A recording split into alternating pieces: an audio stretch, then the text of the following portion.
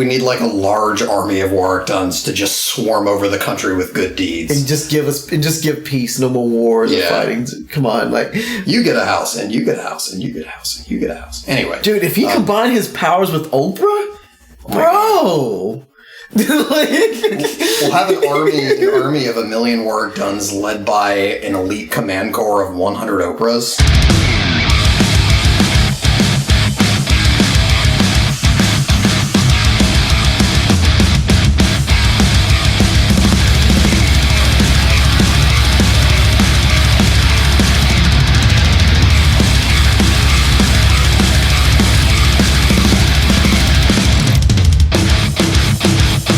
Ladies and gentlemen, boys and girls all around the world, we present to you another ripping edition of the Dan vs. D Sports and Stuff podcast. Dan vs. D with the initials DVD, as in DVD player. I'm your player, D with 2 E's, and always by my side is... Dan with an A-N. And Dan, he can, and Sam, I am. I don't know what I'm saying, but... we're back again for another episode. So, what's good, man? As of this recording, it hasn't come out yet because I'm lazy. But I'm slightly embarrassed because I drank more whiskey than I thought during the taping of the last episode. And listening back to it and editing it, I was like slurring speech a little bit towards the end there. Like... It's kind of embarrassing to listen to. So. And we didn't have no moderator. You're nope, the moderator. I'm normally the moderator. So we just went off the rails the entire time. It's going to end up being like 45 minutes because I just cut so much crap out. You do realize, though, I'm going to cut off that light switch over there. But you do...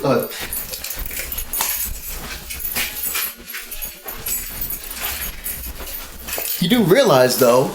We're kind of going back to our roots because like the first episode was what, like 45 to 49 minutes, the first episode? Yeah, something like that. So yeah.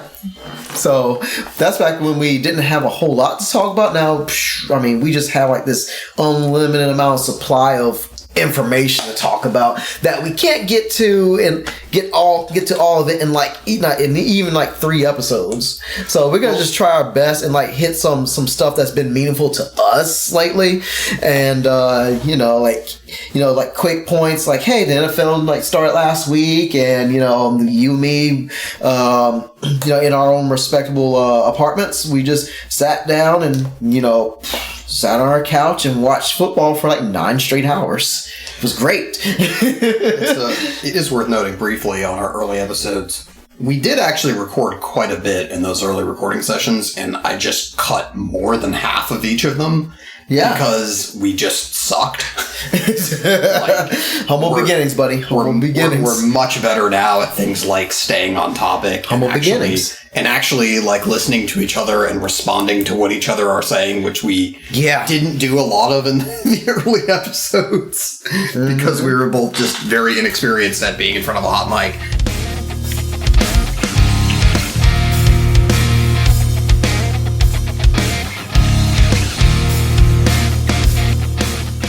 I can't remember if we covered this in brief last time, but Andrew Luck shockingly retired. Yeah, we didn't cover that before the beginning of the season, and his justification was, in essence, basically, I don't want to play hurt again. And he was sort of faced with having to do that this year, and he was just like, nah, man, I'm done. I'm not going to do that again. I guess like I was excited, like, oh my gosh, this bombshell news has dropped, because you want to hear the juicy stories, but then once you look at it and you read it and you like kind of like marinate on it, you're like, damn, it's actually just kind of sad.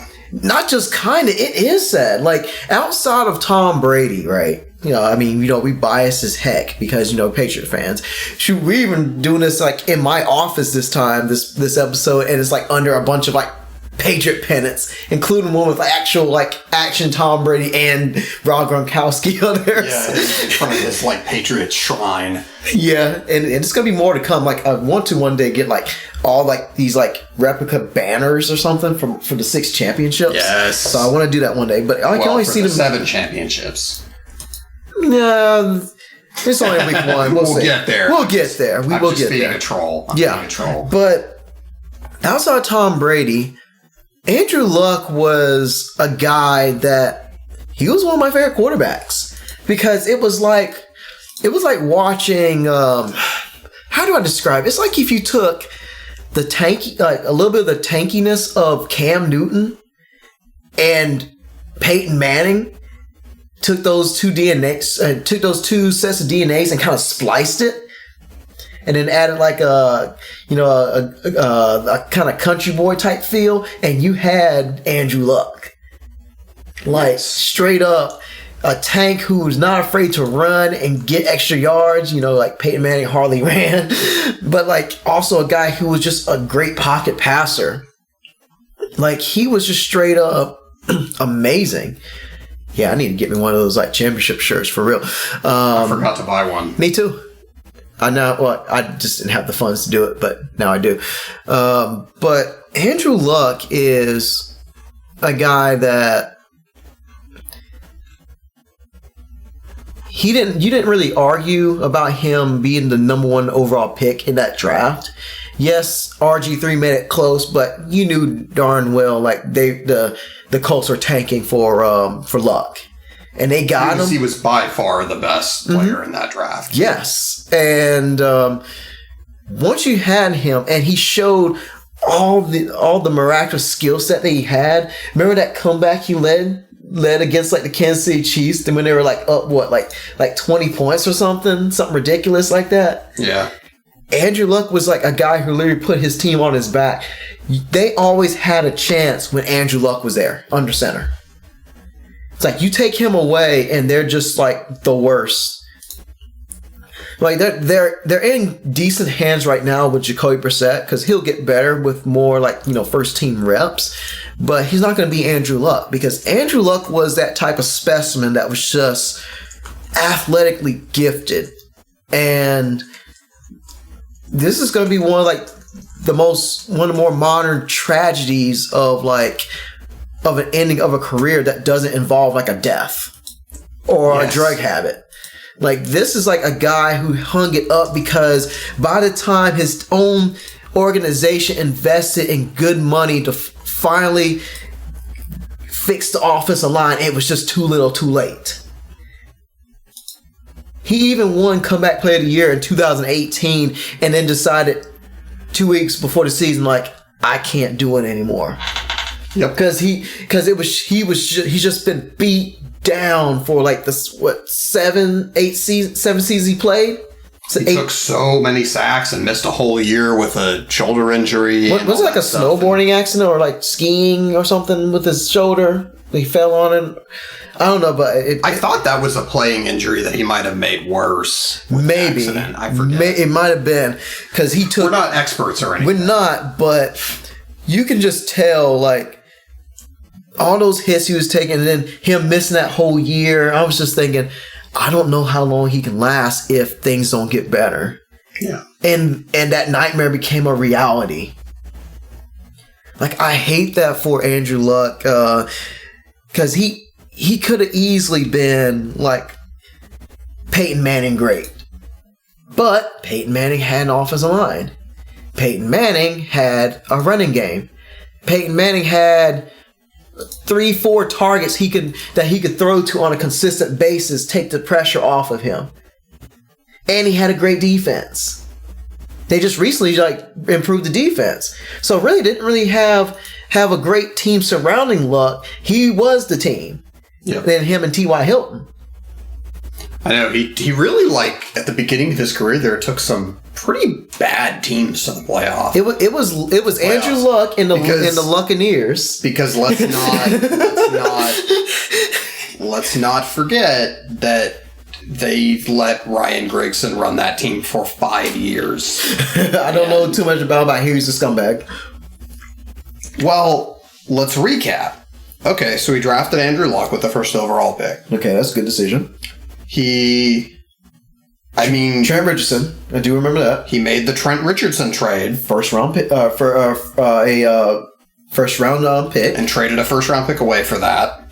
At the time, it seemed like that was going to be a decent idea, but it was like a high risk, high reward sort of thing. If it was going to pan out, he throughout those years kind of seemed to steadfastly refuse to draft more offensive linemen and draft them higher. When Luck kept getting beat to death. You mean drafting higher? You mean in the high round, going after round 6, going more aggressively after lineman talent, as in drafting them closer to the first round. He didn't do that. Okay, so you and also just rounds, yep. Their defense also was not good either for a lot of those years. So the best defender was Vontae Davis, and he was getting up in years anyway. When you consider that the new GM came in, who I'm going to have to splice in his name here because God damn it, I'm so bad at this. You're good. But when the new GM came in, who in 2 years was able to basically remake the roster and had one of the teams that I think had one of the best futures, especially coming into this season, it's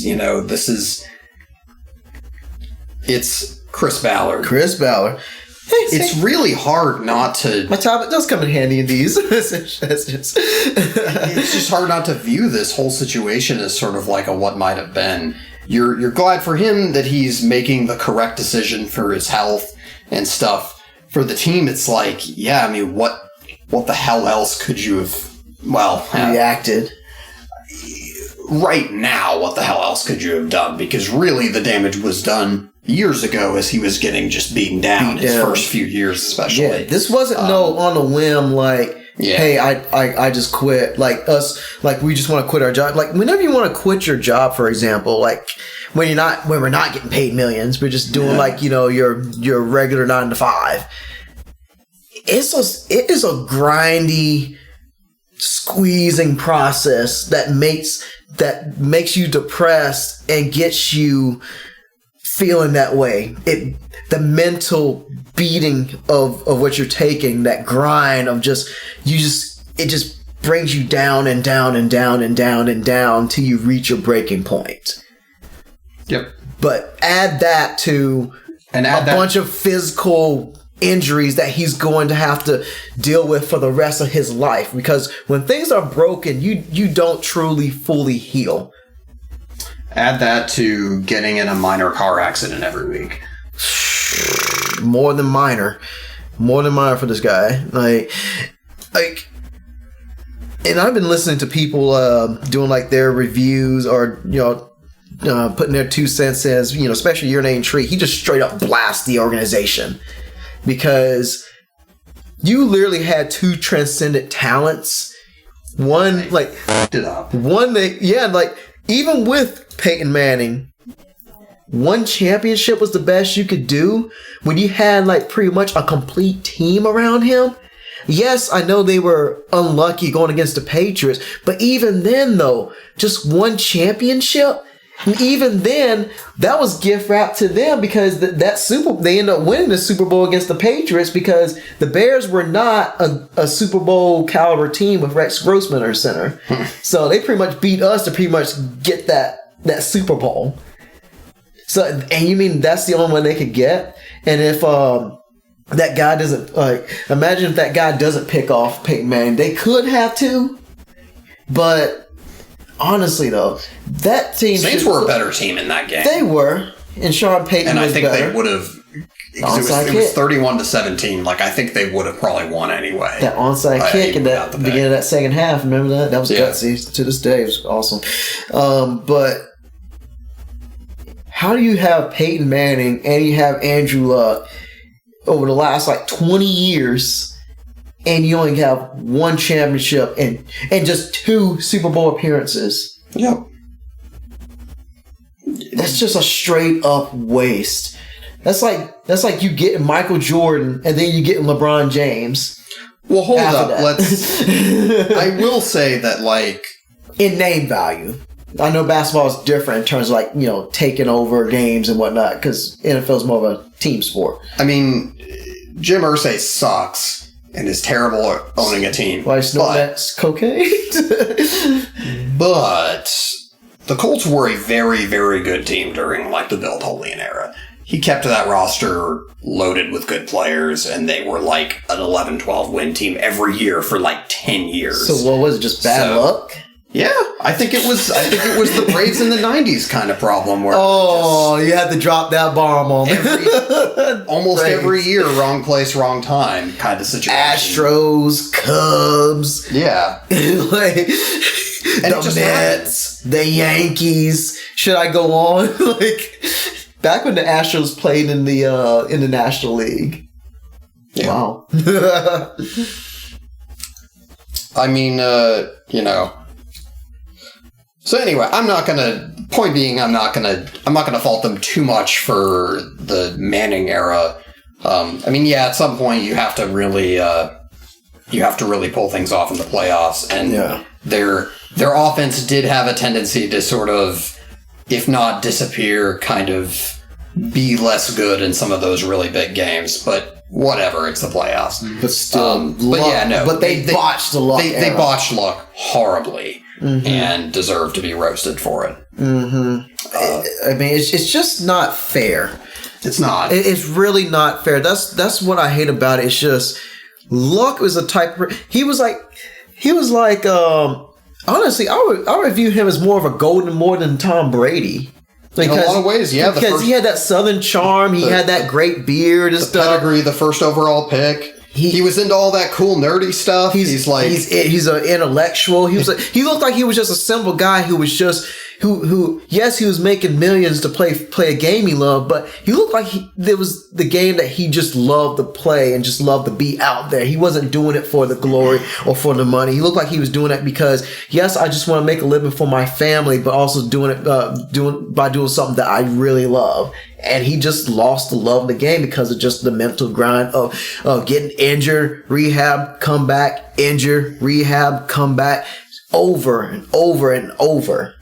It also helps when you clearly have lots of interests outside the sport and have tens of millions of dollars in the bank. Dude's gonna be okay. And so he got like a degree in architecture or something, right? Well, it's right. And he graduated from Stanford. He's smart. And my point is, it's much more attractive to walk away when you got money. When you have the money, but also you just have other things that you want to do with your life. Yeah, he said he... You know what I mean? He's not, I don't know. They're going to have to drag Brady off the field in a stretcher because he's just a football machine. And that's literally all his brain knows. I think he's addicted. Yeah, he's addicted to the game. There's people addicted to the game. Luck, it was like...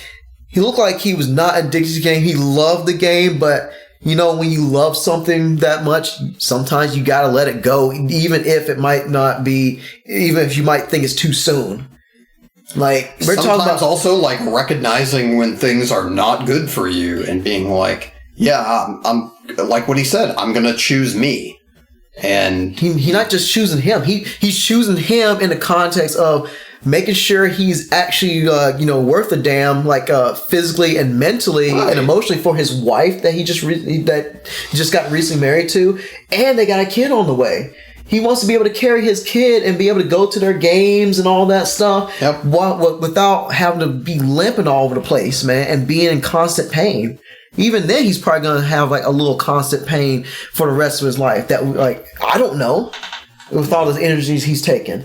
But he's getting out while he can before he gets too busted up. And it was a hard decision because he left millions on the table. Yeah. And they gave him like a severance, I guess because it was the right thing to do. But he kept millions too. So yeah, he kept millions. Like, yeah. But he did sacrifice some things to, like, he didn't just like leave for nothing. He left some things. And it's funny. So Gronk retired in the offseason, and we could kind of see Gronk starting to decline towards the end, partly because of all the injuries. Dude, that was like a couple years ago.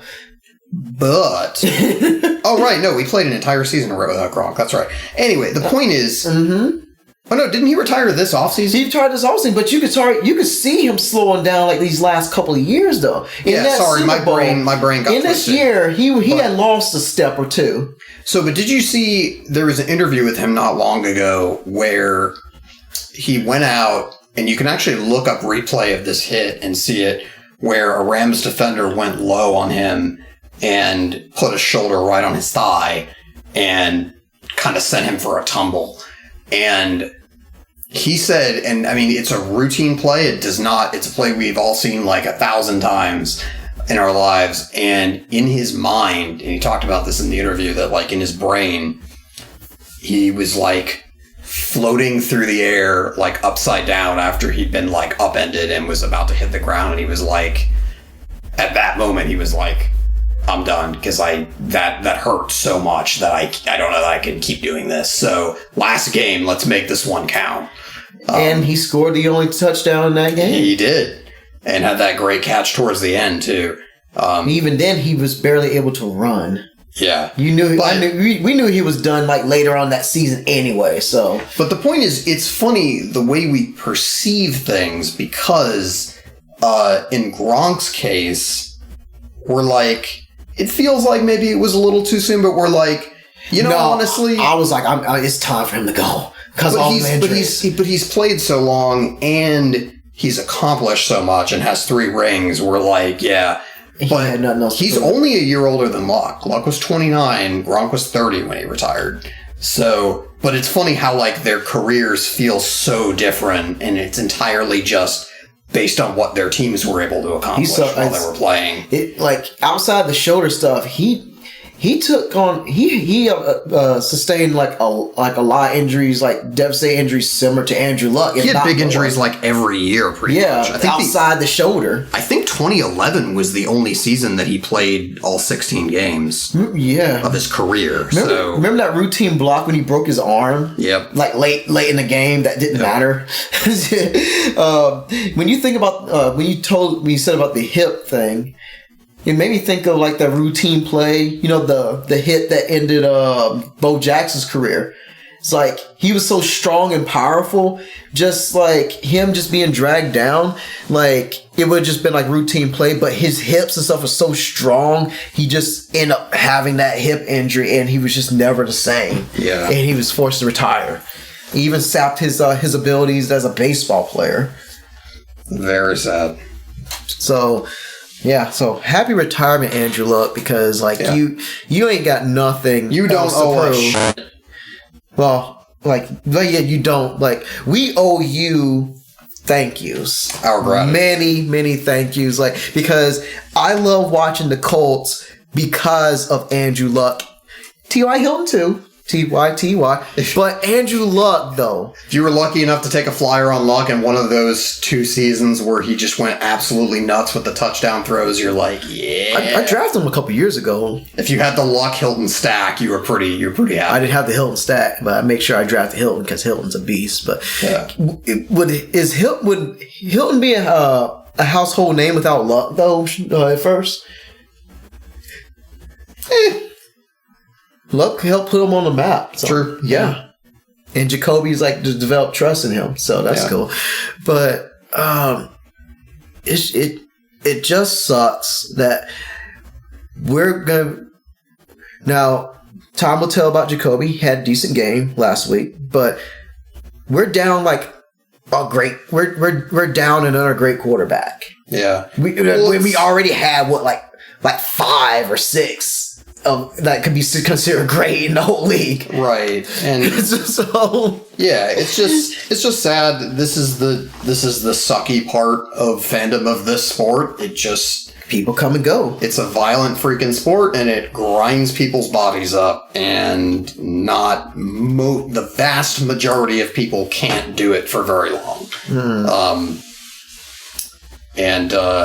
Good on you, buddy, because I think in past generations, most guys would have just kept grinding and would, be in like a freaking wheelchair later in life. So good for you. Yeah, get out. That's good. You getting out while you could, and enjoy your life. Take care of your family and stuff, and just and use that degree to good use, because I know you're going to be all right, because you are one intelligent dude, like on and off the field. You're going to be great, and you're going to be making a ton of money, like not getting hit. So good on you, man. I like that we're like talking directly to Andrew Luck here. Known listener of the podcast, Andrew Luck. I don't care. Like we're pouring out our souls because even as Patriots fans and Colts being like our arch rivals, we still love a guy like Andrew Luck because he was a guy you want to root for, and we're rooting for him then, and we're rooting for him now. The league is a crappier place without him. It is. So thank you, Andrew Luck, and we'll see you on the flip side. Hey, if you want to be on a podcast, hit me up. Word. Anyway. DVDcastpod@gmail.com. Or tweet at us. Word. From our now defunct Twitter account. It's not defunct. I just don't check it anymore. Gotcha. I don't enjoy being on Twitter.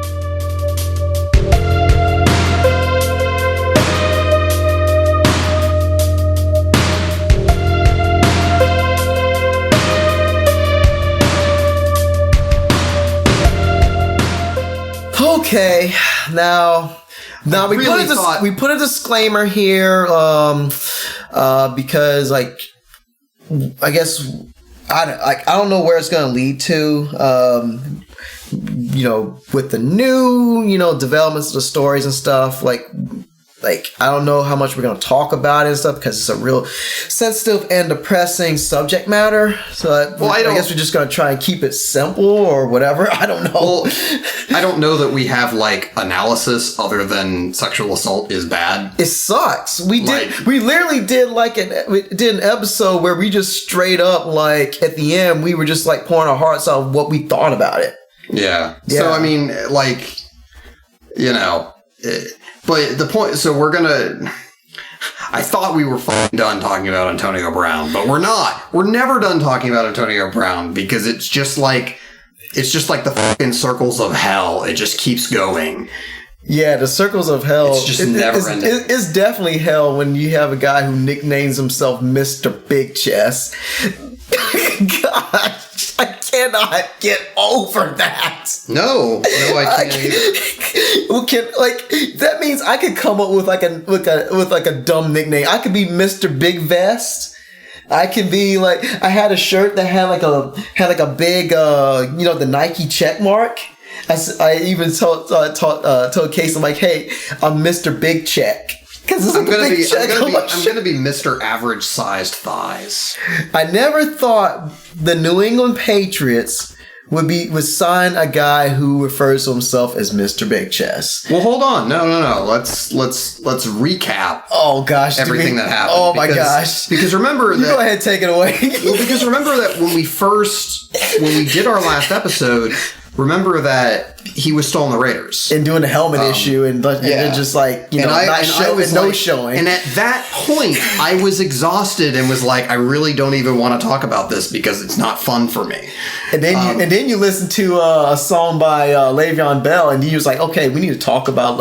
I'm going to talk about Antonio Brown. Yes. But the point is that was what happened. So, the Antonio Brown thing came to a head. He called Mike Mayock a cracker.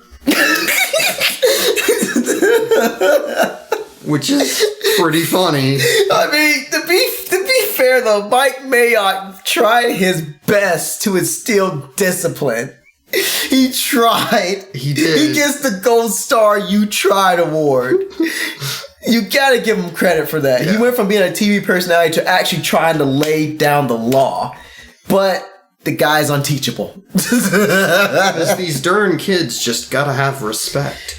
But anyway, respect. He just walked out on two. He just like torpedoed 2 franchises. But yeah, I guess there's really not a situation in which calling your boss a cracker is appropriate. So, dude, if I did that and I'm a black man, not only would I lose my job, I would get blacklisted from getting a job anywhere else. I would even have a hard time, trying to get a job flipping burgers, man.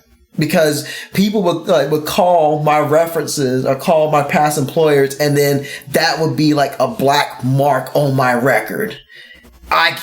Me personally, I cannot do that and get away with that. I wish I could. Actually, no, I don't wish I could say that. But if I could do something that stupid or that like crazy and still get paid like a couple $1 million, like, come on. How messed up and how like unhinged can you be and to do something like that when a normal person with a normal job, if they said something like that, they would get insta fired and possibly lose other future employments. It just boggles my mind. When you're rich and famous, you can pretty much do anything you want.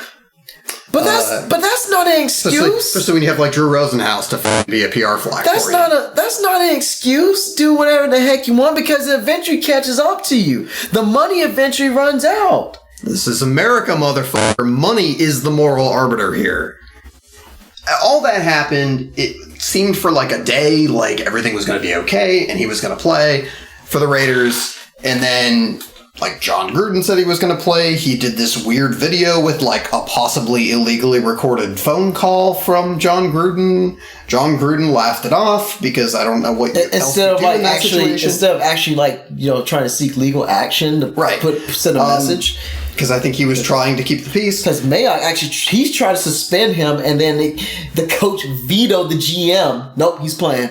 Well, it's because Gruden is technically the boss there.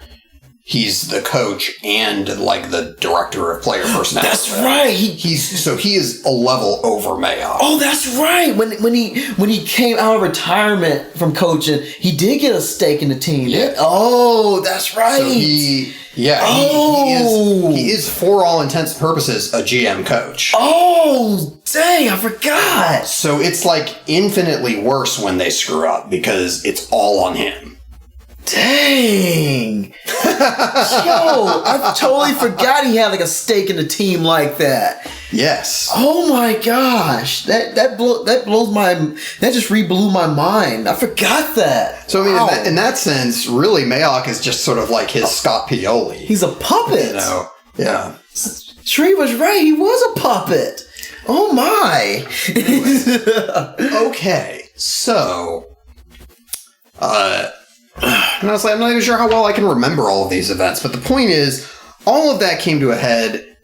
They issued a fine to AB, which triggered a clause in his contract that essentially took all of his made all of his money non-guaranteed, which apparently is just a thing you can do in the NFL because the players' union is bad at their job. Oh, God. You had to hit that one. They're the worst union in pro sports. So what do they even do? People, if you like your 40-hour work weeks, protect your unions. He was like, at that point, was like, all right, screw it, release me. It's his own damn fault. He didn't show up for work. It doesn't matter. When you're rich, you can do whatever you want. He ain't gonna be rich no more. When you're rich, you can flush $36 million down the toilet at the drop of a hat just because you're bored. Bro, that was worse than Le'Veon Bell with his $14 million. Anyways, so the Raiders release him, and we're all just like, oh my God, what the hell's going to happen? And everyone was joking. Oh, right, I guess this is when he signs with the Patriots. You messaged me on Facebook Messenger saying like, yo, we're going to get Antonio Brown. I'm like, no, we're not going to do it. I said, I don't want him. Like, he's going to be a locker room cancer and stuff. He said, no, it's going to happen. I didn't want to believe this dude. And then I'm watching college football with my girlfriend. Like, actually, I was watching tennis, Serena Williams. She had that tough loss, though. Dan calls me, and I kind of knew, because he don't normally call me, like, in the middle, like, in, like, a early Saturday afternoon. I was like, I just said something like, he's calling me about Antonio Brown, isn't he? Like, maybe he's not. Maybe he saw something cool on TV, or... It's either like, I got into a car accident, or the Patriots signed Antonio Brown. Or he had a super duper date and everything that went awesome and whatnot. Like, I don't know. But I knew once I picked up the phone, I saw his name, I was like, I gotta hear this. Hello? It's like, it happened. I'm like, oh, no, what happened? And I tried to play dumb, and I knew what he was going to hint at. We got Antonio Brown. I'm like, oh, damn. I think I, like, called my dad, too. And then after I got off the phone, I was like, Casey, the Patriots signed Mr. Big Chest. I even posted on Facebook. It's been a while since I posted. I'm like, did my team just sign a guy who nicknames himself Mr. Big Chest? Like, I literally posted that. I'm obsessed with that nickname just from how bizarre it is. You really are. Ask Casey. She knows. Like, I've been trying to crazy on that. But yo, man. So, side note, I've really gone through all the cycles of fandom over the years with this team because, like, you have to have some level of awareness if you're a fan of this team. Some level of self-awareness.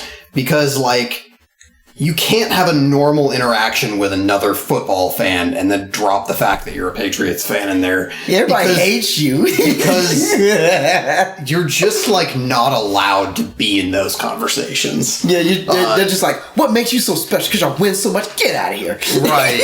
And then you can either respond by being an asshole or you can just say nothing. Yeah, just pretty much like, oh, because I'm just like, oh, whatever. I just say, hey, millions already hate us. I mean, like, hey, that ain't nothing new to me. That's my team. But, so, like, over the years, that used to, when I was, like, an impressionable 13-year-old, it, like, bothered me that people hated my favorite team and didn't like Tom Brady and stuff. And you realize when you get older that the shit's all entertainment and doesn't matter. But I embraced it. But, over the years, I've sort of come around and I right now am like enjoying, before the next thing we touch on, for like 6 hours, really enjoyed my favorite team being essentially it was basically the way people reacted when the Warriors signed DeMarcus Cousins, which is sort of laughable in retrospect. No, it's more like KD.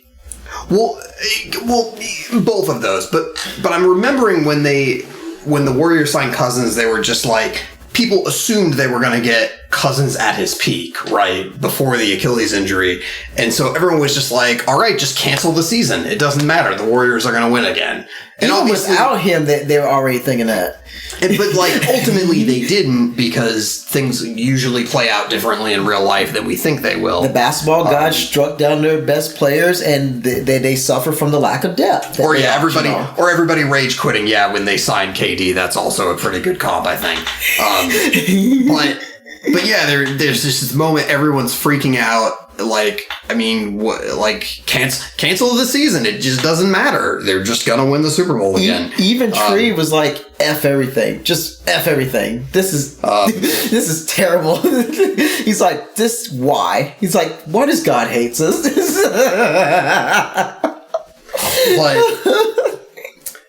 And I mean, the reality is, like, there's always some element of, I don't want to say randomness, but like, just variables. So, I mean, if you go back through essentially the Brady run, they honestly had some teams that weren't that great that kind of got hot in the playoffs and won it all. I mean, the 0-1 team was not that great of a team. Brady wasn't all that great of a quarterback. He was actually carried by the defense. There's a justifiable reason why that team was like not favored in any of the playoff games they played. Jermaine Wiggins, David Givens, David Patton, but Antoine Smith. It was a superbly well coached squad that had great schemes for the teams that they played against and whatever. But the point is, like, the 2010 Patriots, I remember being an absurdly good team and was just loaded with talent up and down the roster. And that was the team that lost to Mark Sanchez in the playoffs. Because that defense was just caught fire and just had momentum. They went out and they kind of dicked around in a home playoff game, and what do? So can't wait. And before that was there was the they dropped the home playoff game to the Ravens. Yeah.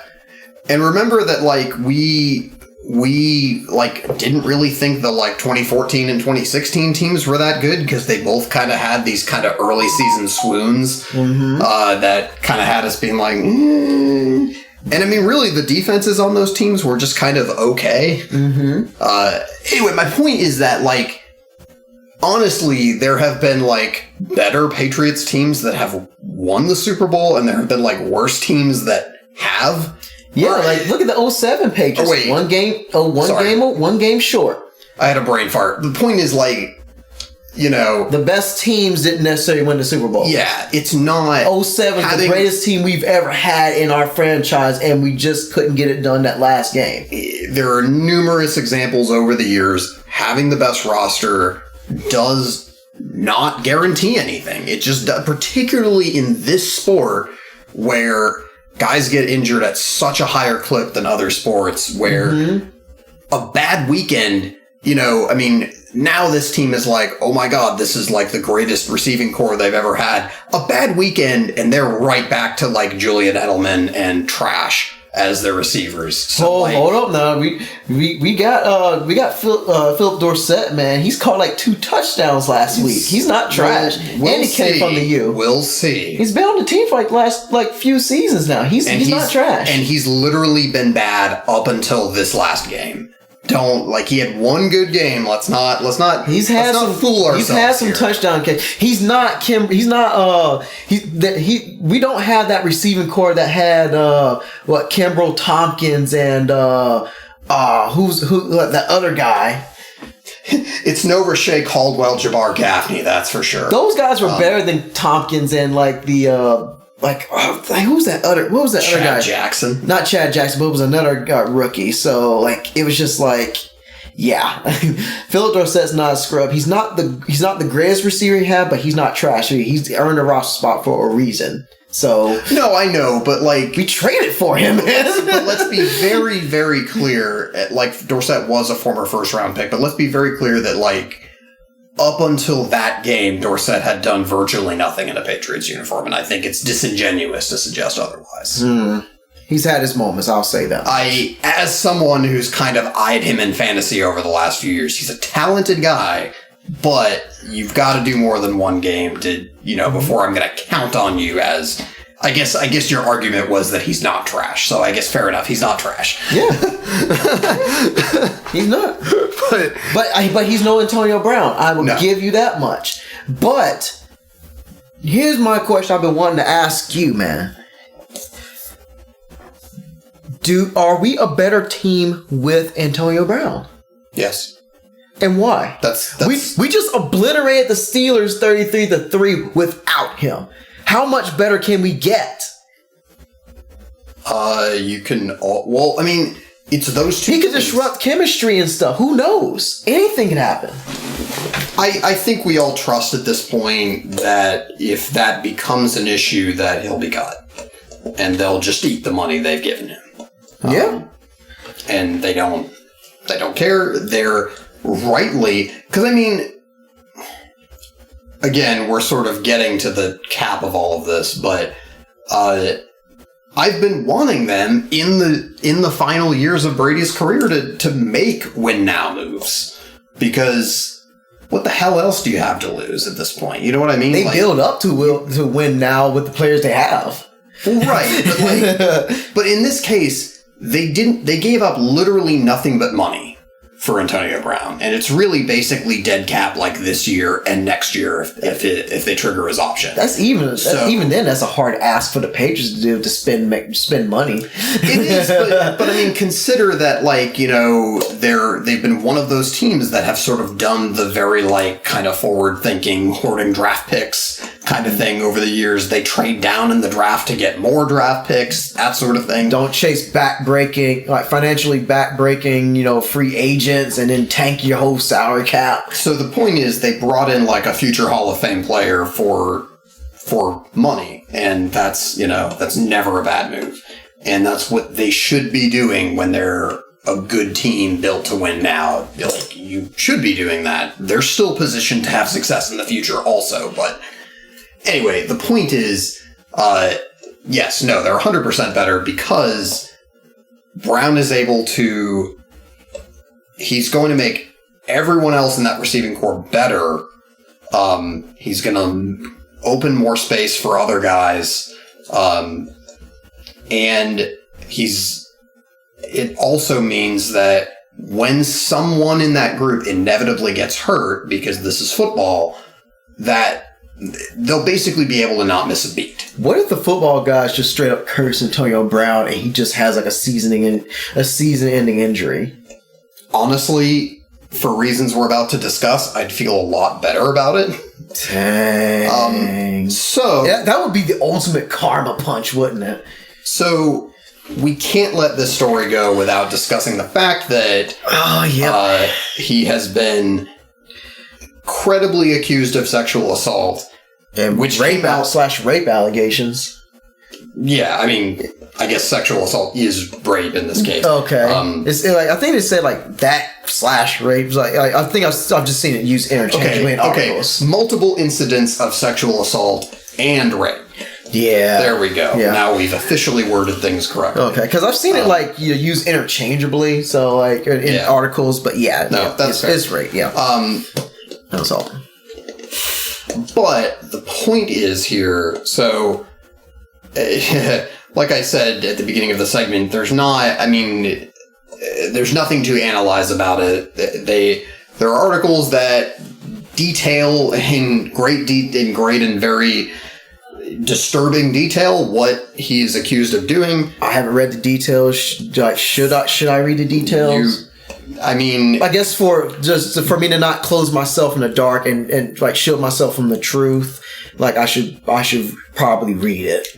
Be kind to yourself. If it's something that will upset you, don't. But I mean, like I can stomach that stuff. It's just like it'll make me a little depressed. Yes, it will. But so we're in this situation yet again where it's like, what do? We're now in a position, I'm thinking back to like when Aroldis Chapman, who was accused of domestic violence, to be clear, not sexual assault, but I mean, 6 of one, half dozen of the other, I suppose. But remember when the Cubs traded for Chapman mid-season during the year they went to the World Series, and all these Cubs fans were like, this is supposed to be like a magical year for us. Do we really have to like cheer for this guy down the stretch? And I don't know. It just puts you in this weird position because it's like fandom, moral compass. So, and I mean, the NFL, they're a parody of himself anyway with their morals anyway, so. Well, I mean, I don't know. Social activism, blackball you from the league forever. It gets weird when you're like, and the NFL put itself in this position when it decided it was, instead of an entertainment product, was like a symbol of America's greater values. Because now, whenever something happens like this, they're in a position where they have to make some sort of moral statement that has to be translated into an exact number of football games. And it's stupid. It's a lose-lose proposition. Isn't that just more for the PR anyway? Well, it is. And I mean, it's why, a video of him punching someone comes out and suddenly gets suspended when he didn't before and all of that. From TMZ of all places. That we don't need to rehash again, but TMZ brought a truth to light. How in the heck did you screw that up, NFL? They have ways of getting things. You went from two games to like never playing a down again. But the point is, like, it just is awful, and I don't know. It was, in a weird way, it was kind of like, it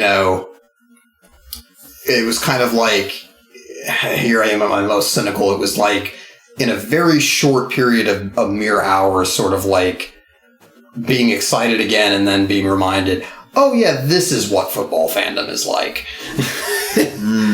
Waiting for criminal proceedings or not criminal proceedings in this case. And it's kind of compounded by the fact that she didn't go to the police at the time. I guess because of the position of power that Antonio Brown had. Yeah, and I mean, if you look at statistics, like a large number of women who are sexually assaulted don't report it. And that's just like, and that's just going from normal, like, right. And that's even just going from like normal, like people who don't make millions because of fears of like a crooked ass justice, the crooked ass justice system that we have. Retaliation, like even like my girlfriend talks about like murder, like even just from her her rejecting a guy. Mm-hmm. That is a real fucked up life we live. Yeah, a guy can't take a rejection, and then his solution, his bright-eyed solution, is to kill the person that rejected him, who is more than her right to say yes or no to who or whomever she wants. Our society fucking sucks. It sucks. And honestly, I was joking earlier about when you're rich, you can do whatever you want. But it's the reality. Yeah. If this is true, then, I mean, I think you kind of see another example of this, of someone who is rich and powerful and is just like, it just doesn't matter what I do. I can treat anybody any way I like. No, it literally, money makes the world go round. Yes. So, again, I don't know. I feel like we're going to be slicing and dicing this segment into something coherent, but we're really kind of... It sounds coherent to me. We're like, kind of sitting here and I think just kind of processing our feelings on this, because it's just like... That's that authenticity, because I think people are still trying to process, because it just happened this week. I mean, I feel selfish when I say this, but like, it like puts you in this weird position as a fan. Like a why now sort of thing? Kind of, but yeah. But also it's like, because this is not an ongoing criminal proceeding, I don't think the NFL can really stop him from playing. It's possible, because, I mean, he's going to play tomorrow probably. He's going to play? Unless Roger Goodell, like, wakes up tomorrow and puts him on the commissioner's exempt list. But, based on, again, this sort of weird arbitrary set of rules that they've defined, I'm not sure that they can, because if you notice, with all the stuff that happened with Tyreek Hill in the offseason, where he like allegedly threatened his girlfriend and all this stuff, like they basically couldn't suspend him. You say he threatened the kid too, right? I don't know. Again, go. It's all blurred. If you want to get depressed, go read about it. Okay.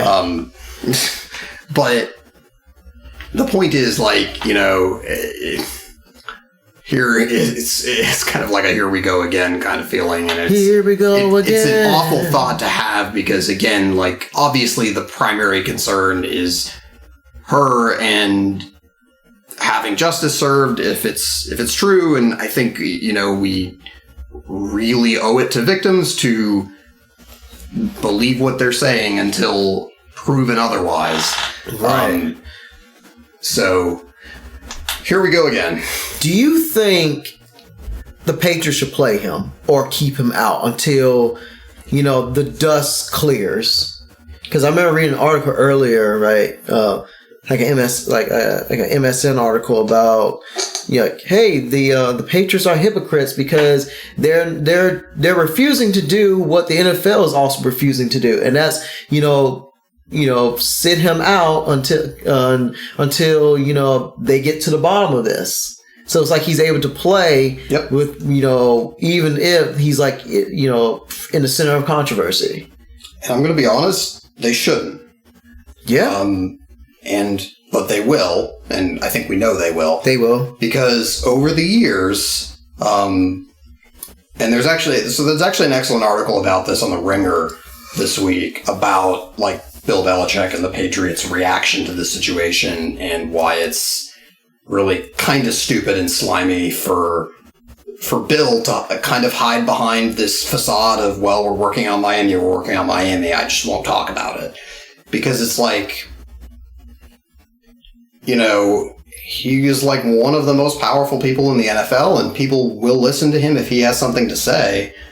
And he just, over the years, has steadfastly refused to have anything to say.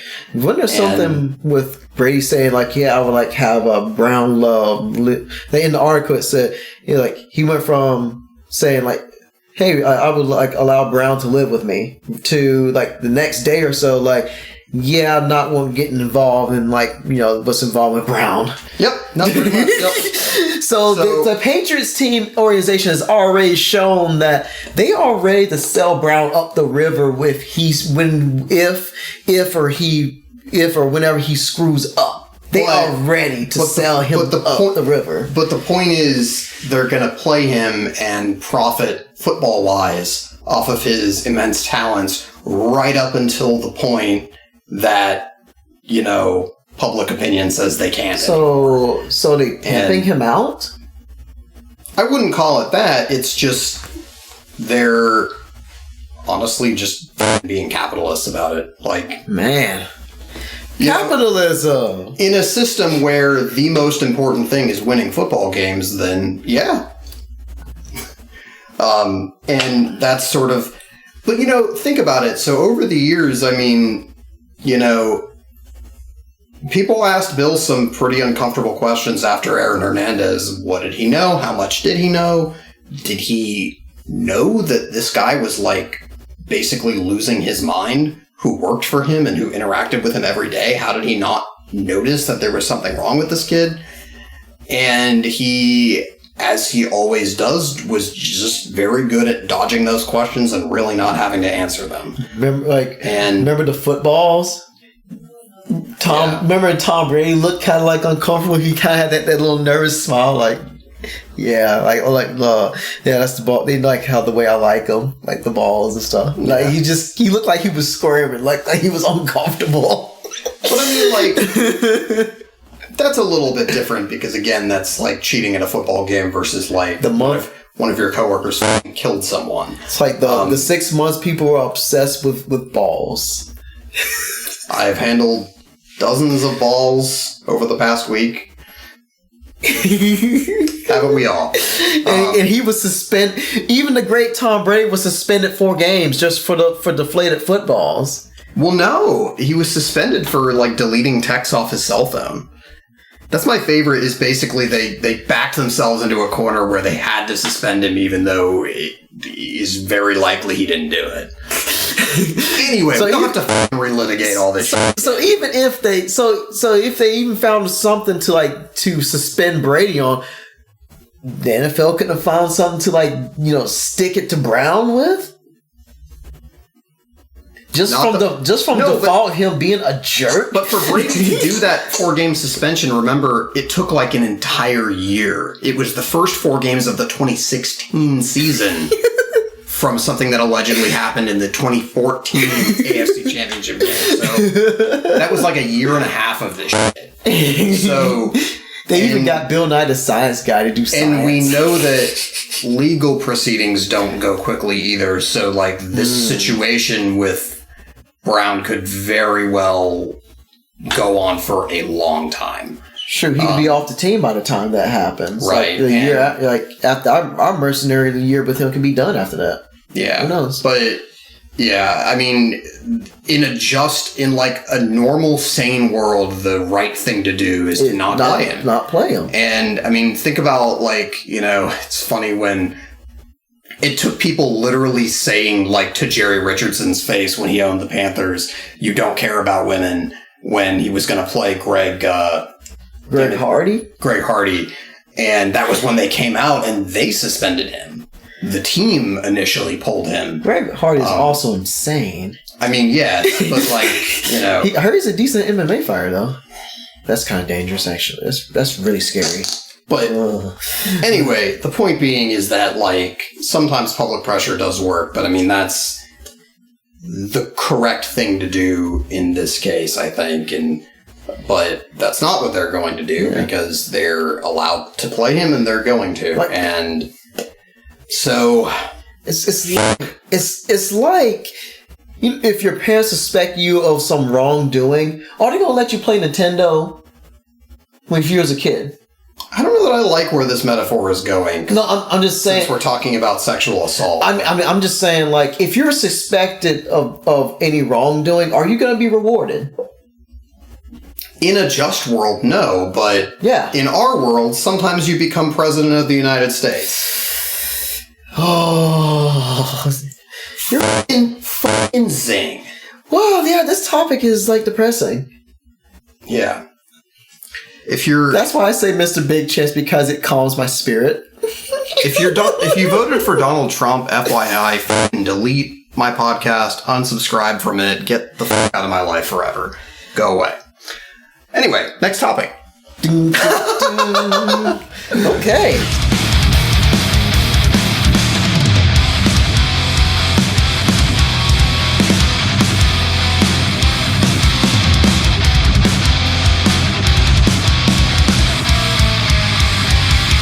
Okay, so the NFL season started.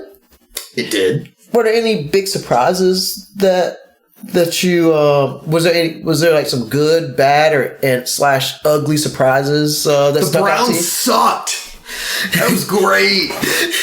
It was awesome seeing them getting their butts kicked on national TV By the Titans. Hold on now. By the Titans. Hold on now. I am going to be at the defense of my girlfriend because she's a big Titans fan because she hails originally from Nashville.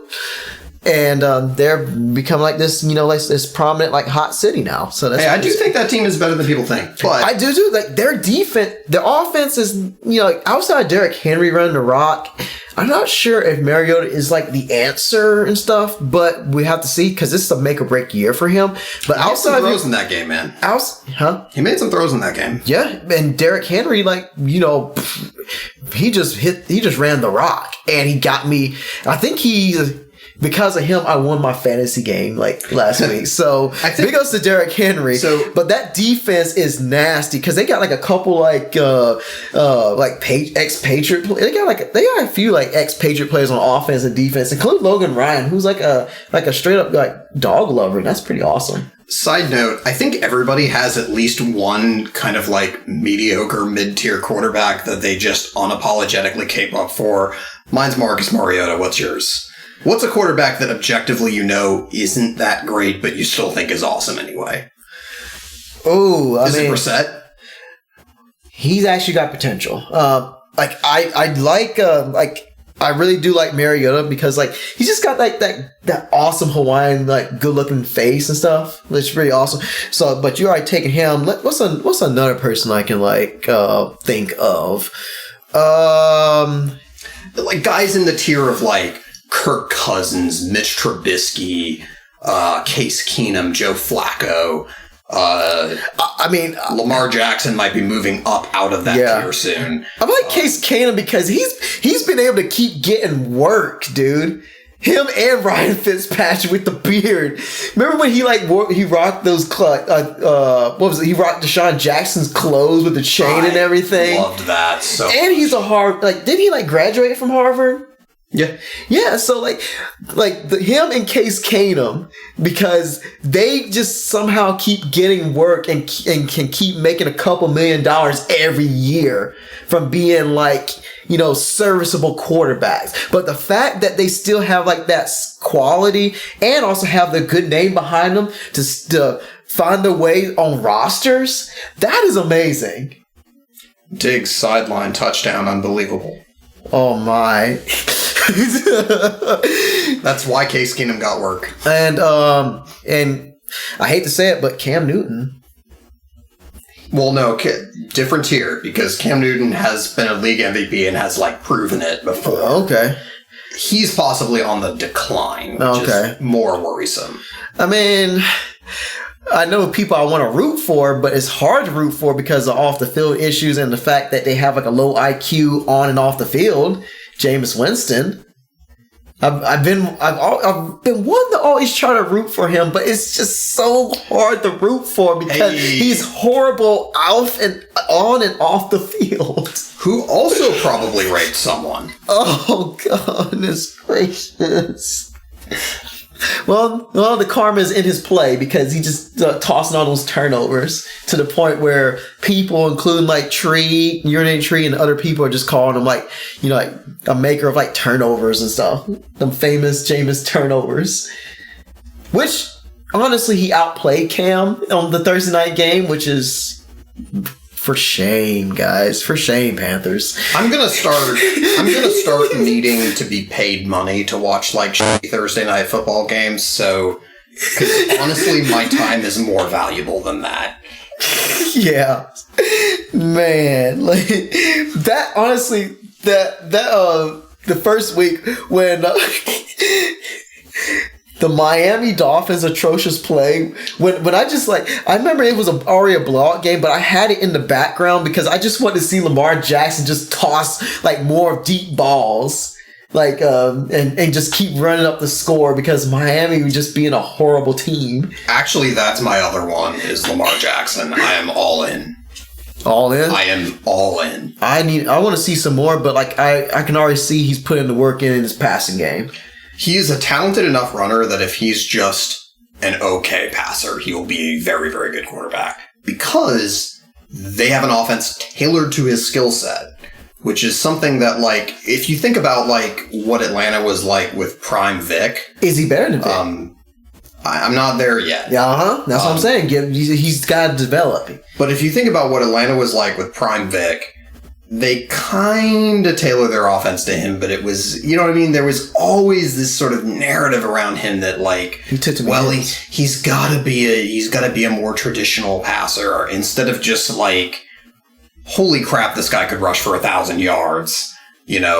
Why don't we build our offense more around this? Did he rush for 1,000 yards 1 year or two? Did he? I think I can't remember now.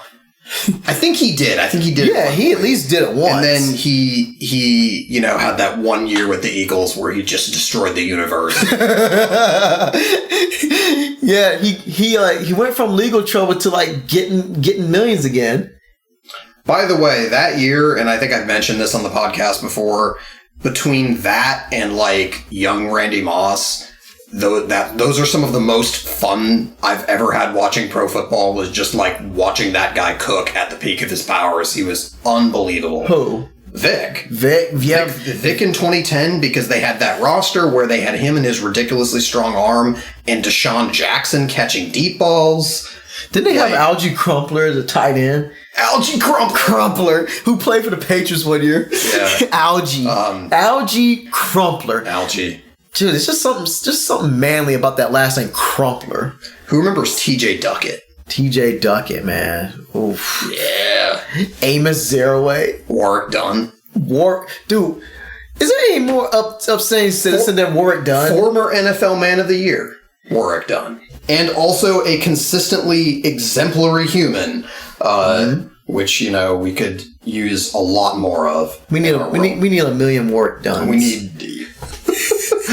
Man, this is so off topic. I mean... What were we talking? We were talking about NFL Week 1. Yes, we were. The surprises... we were talking about, Michael Vick, the comparison of Michael Vick and Lamar Jackson.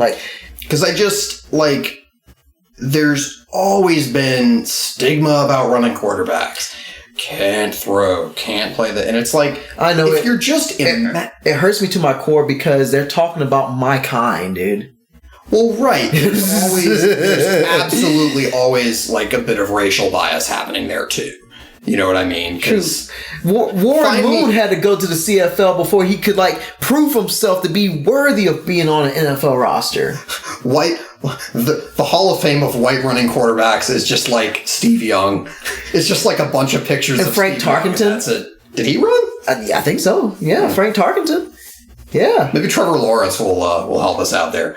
Trevor Lawrence. And also my shitty creative players in Madden 10 years ago.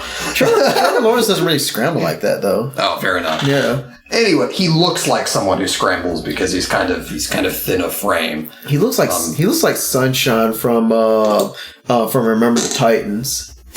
Also, I'm legitimately losing track of how much of this episode we're cutting. That's all right. But we're going back to week 1. NFL week 1. You hit me with one of your surprises. How bad Miami just laid an egg.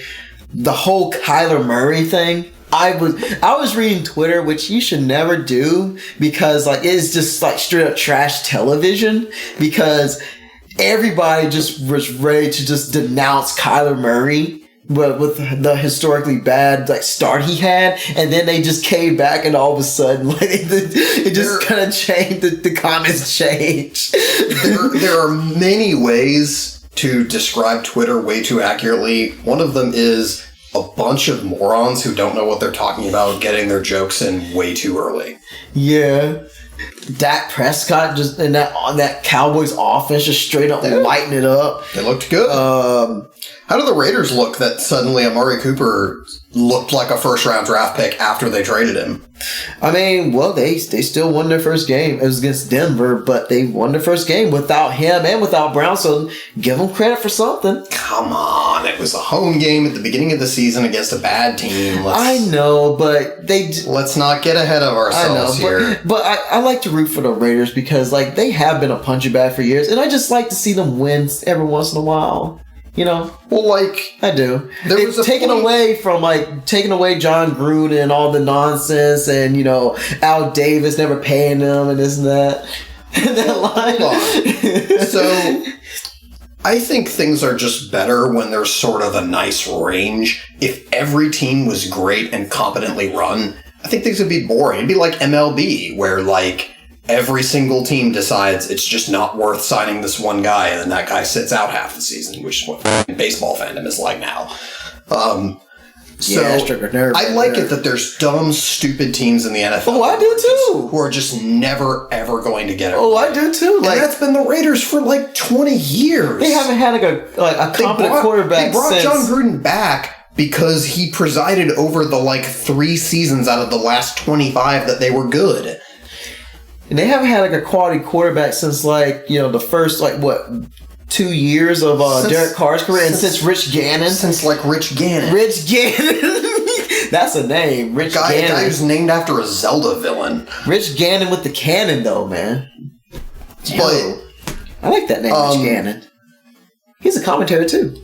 So my take here is simply that I had a period of time where it was the occasional good Mets and Knicks season was kind of enjoyable because it's hey, the lovable losers are good.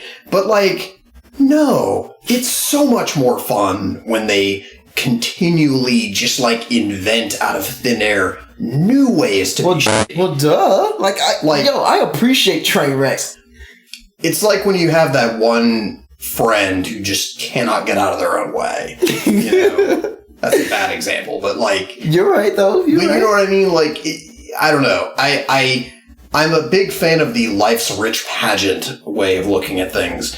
It's just hilarious to watch, and so the Raiders are in a corner. They can't get rid of Gruden without eating all that money, so they're just stuck with this team being just a dumpster fire for the next God knows how long. Okay. And it's amazing. Look, yeah, I'm not going to argue the fact that that's amazing because I love watching train wrecks. I love watching the Cleveland Browns with the train wreck. I love watching the Lions train wreck. I love watching Jameis Winston toss 3 turnovers, 3 interceptions a game, 2 return for touchdowns in one game. I get all that. I love that. I just they kind of got my sympathy because of just how badly I know it was their fault trading for Antonio Brown and stuff, but even then though that was really shitty of what Antonio Brown did to that team to actually want to use his services and was trying to pay him good to do a job, and he just refused just to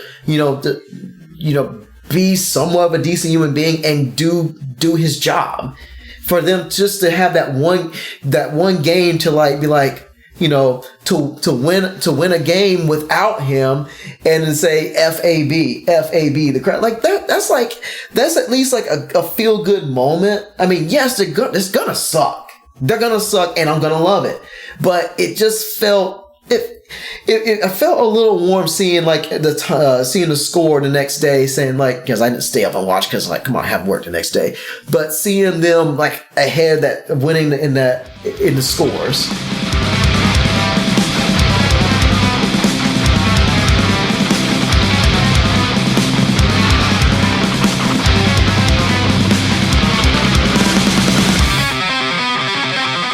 Deshaun Watson, though. Deshaun Watson he's gonna get killed though because that line. Well, I don't think he's gonna last too long. But the dude cannot be denied of him being a supreme talent, and him and Hopkins, dude. Think about it. People. Wow. His whole career at Clemson, people were like, he's good, but. He's good, but. I don't want to hear I root for the Tar Heels in the ACC, and they obliterated us and everybody in the ACC. We're done. It's over. No more buts. He's good. That's it. I'm just worried about him, because he took a shot to his back or something. His and I'm team worried about sucks, his injury, and his career is going to get ruined by Bill O'Brien randomly being the de facto GM and making awful decisions. If Bill O'Brien, if they ruin this guy, Bill O'Brien should be banned from coaching. Yep. Totally. Yes. This will be like on the level of Andrew Luck. Because think about how exciting it was to watch RG3 that first year, and then he got ruined. And Shanahan screwed him over, and then Jay Gruden screwed him over. But this is like that, except a guy who can also pass and is like a legitimate, really good quarterback and has the arm. Everyone was like, "Oh, Deshaun Watson doesn't have a strong arm." That dude has a fucking NFL arm, bro, and he's a gunslinger. Remember when he went toe to toe with Brady, and it took a toe tap touchdown? Was it Dorsett? Or it was some receiver that did a toe tap, and we basically won the game. Yeah, almost last second. Yeah.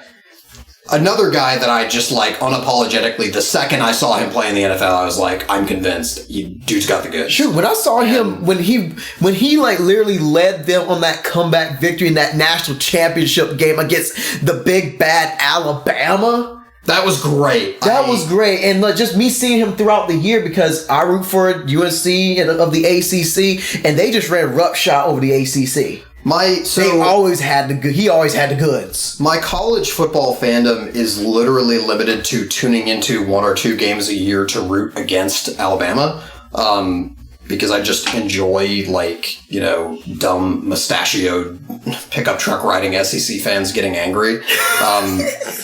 So that's my college football fandom. So that was my prior experience with Deshaun Watson, was seeing him in that championship game, and yeah, dude. I mean, he showed everything that you could possibly want. He showed poise and ability to command the offense, and a leader. He made throws, and he, it's hard. He just had the it factor, man. Yes. He has it. Yes.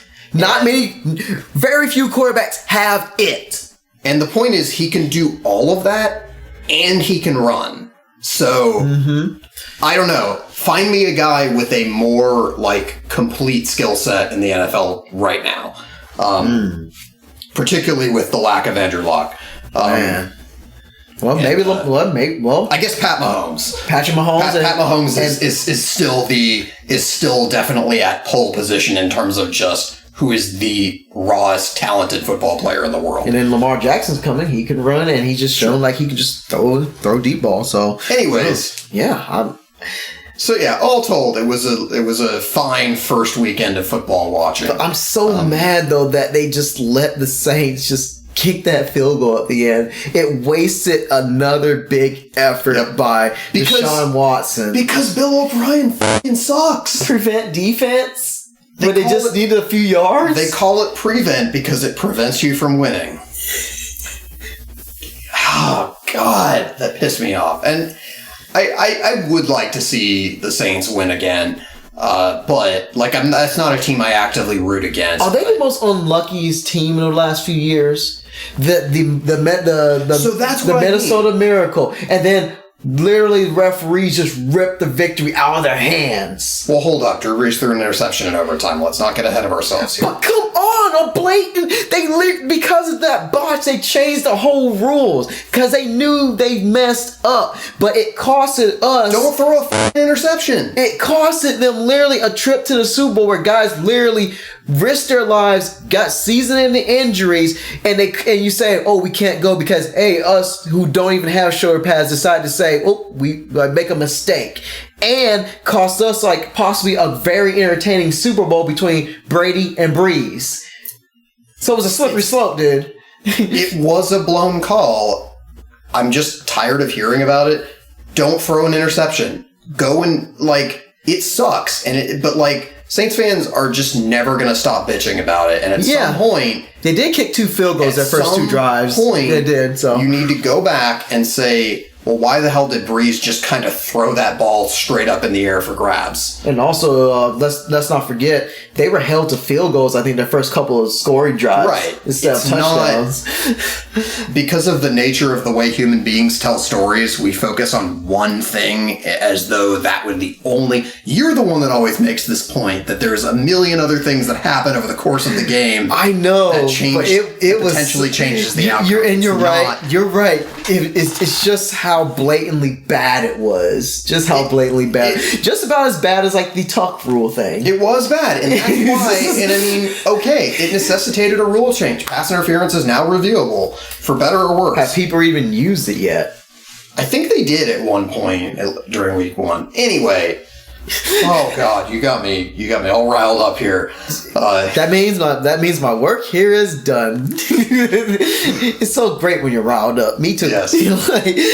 Anyway, something. No. So that was my point earlier about how sometimes a lack of rings is not an indictment of a really good team. The Saints are a really, really good team. They're one of the most fun teams to watch year after year after year since Breeze. They had that one draft where they just blew it out of the park and they got Kamara and Lattimore and basically revitalized their whole team when they were pretty bad at leading up to that point. They were like 8-8 every year. So like... How did the Chargers let him go, man? Like, he was good when he was with the Chargers. They just, like, shipped him off. But they drafted Rivers, though, so that was the reasoning behind it. And he has more rings than him.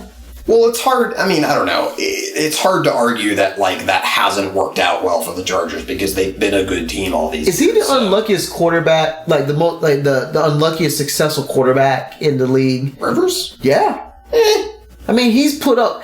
You can't argue. He's put a lot of numbers, but they haven't even made a Super Bowl. Yeah, but even when they were heavily favored against us last year, they got destroyed. How does it? He just can't catch a break. Yep, dude can't catch a break. Anyway, point is, 31 teams go home sad every year, so it doesn't mean that there were 31 bad teams in the NFL. Probably more like 20.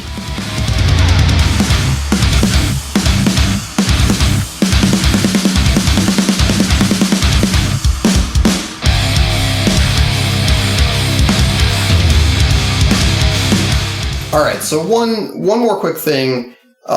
We are very guilty on this show of mostly focusing on football and basketball, largely because like those are the two main sports. Love it. Those are the two main sports that D and I have in common, so we can kind of both comment on.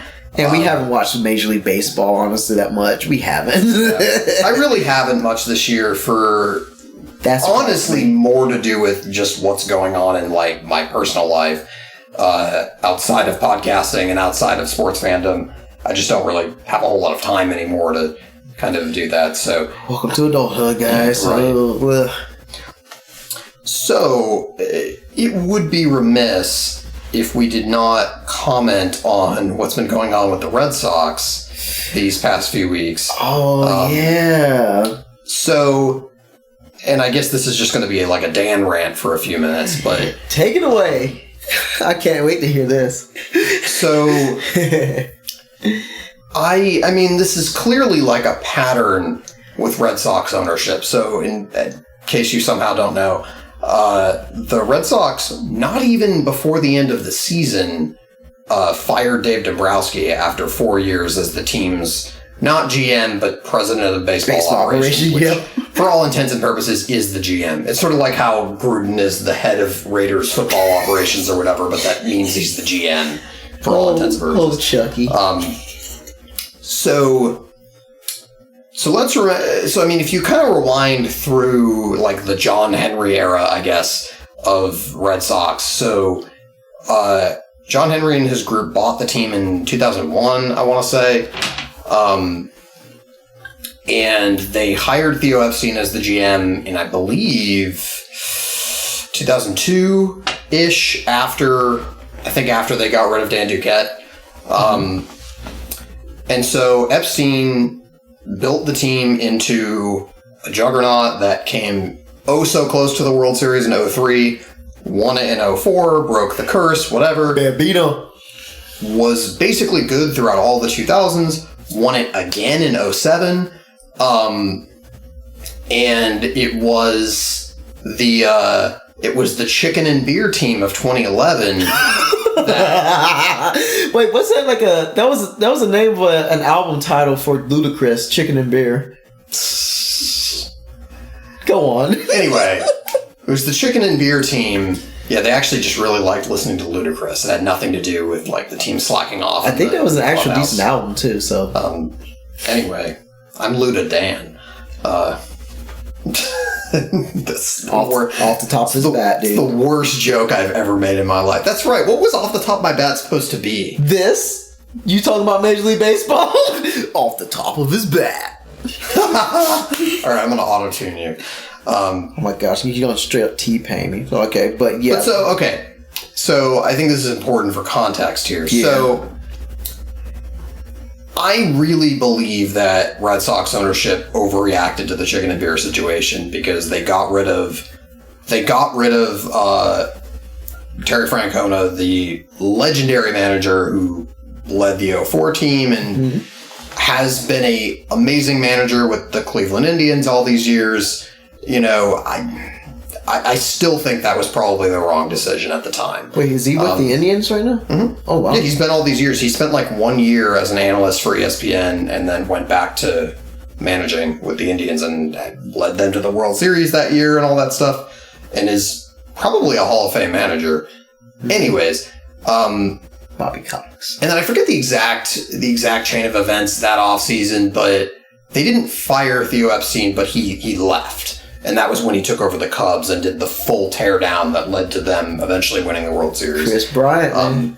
But so, I really believe that Red Sox brass overreacted to basically one bad month of baseball, which that team did implode on itself, but like, one bad month of baseball is very much within the realm of can happen due to randomness. That's just baseball. Yeah, sometimes that happens. That team, and I think sometimes a team maybe plays better than it's supposed to and then kind of plays worse than it's supposed to for a while. And it's all dependent on timing, how you view their season. It's a marathon. But so, okay, Epstein leaves and they bring in one of the guys who worked under him, Ben Cherington, to run the team and helped kind of build up this really juggernaut of a farm system. And let's not forget that the best players who are on the team right now, like Xander Bogaerts and Mookie Betts, Jackie Bradley Jr. Was that because of him? Those were all players that were drafted by Ben Cherington. And Rafael Devers. They signed Moncada out of Cuba, who was the guy they traded to get Chris Sale. So they got Price under his regime? Price was a Dombrowski signing, though. Oh, okay. We're getting there. But so he ran the team for 4 years, and now is worth noting, during that time, the team had 3 last place finishes, but then also randomly won the World Series one of those years. But okay, 2 last place finishes in a row. Fine. Management fired him. Or actually what happened was management went out and he was the GM and they hired Dombrowski to be the president of baseball ops over Cherington, and then he resigned, which is basically what happened to Sam Hinkie, if you remember. Sam Hinkie was never fired. Sam Hinkie resigned when they hired Brian Colangelo to work over him and be his boss. So they just like straight up like undercut him. Yep. Wow. So Cherington got Hinkied. Oh no. But anyway, so after only 4 years and after the guy making some absurdly good draft choices and having a loaded farm system, they bring in Dave Dombrowski, who oversaw most of those prospects being promoted to the majors and pulled off trades for Chris Sale, signed David Price, signed JD Martinez, who has been one of the best hitters in baseball during his time with the team. Mm-hmm. Dombrowski, I mean, you can criticize Dombrowski for a few things. One is he emptied the farm system and he traded away prospects. That's what he does. That's his MO. You bring in Dombrowski when you're ready to go win a World Series, when you're ready to go have a 100-win team.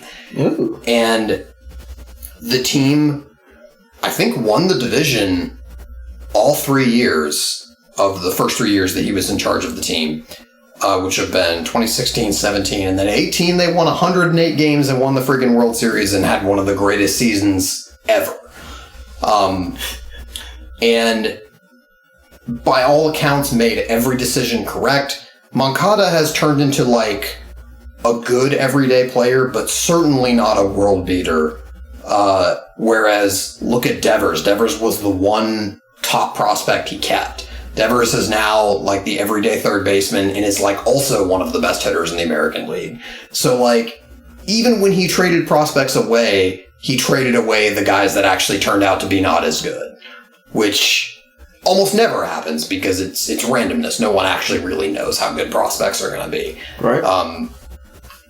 So here we are. This guy has done everything right pretty much during his time and won a ring, which he never did in Detroit. Another team that just was really unlucky all those years. Mm-hmm.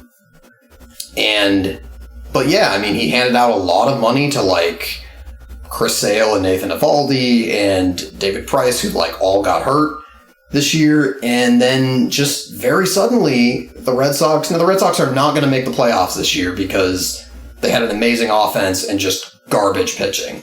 So if you can criticize them for anything, it's not signing Dallas Keuchel, not signing Craig Kimbrell, not paying out more money this offseason. But, teams are treating the luxury tax now like it's a hard cap.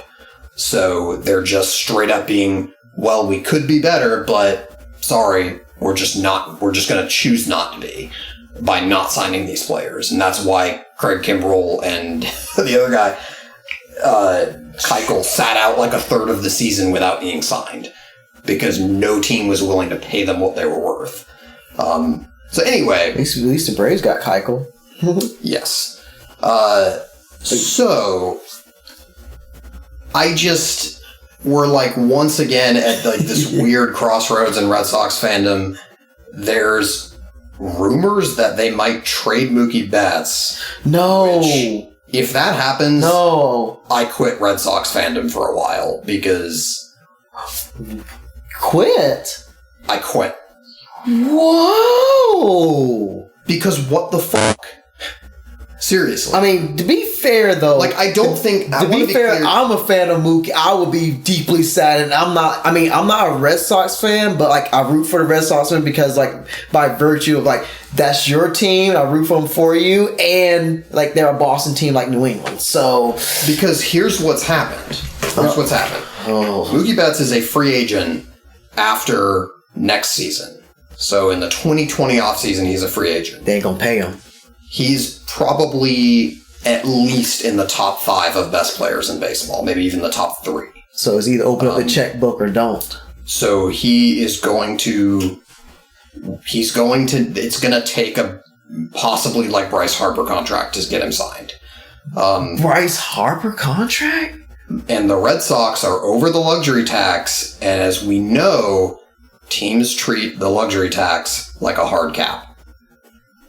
So there's almost there's like almost no chance of them bringing him back. There is a very high, and again, let's be clear, John Henry is worth like many billions more dollars than even the Red Sox are worth.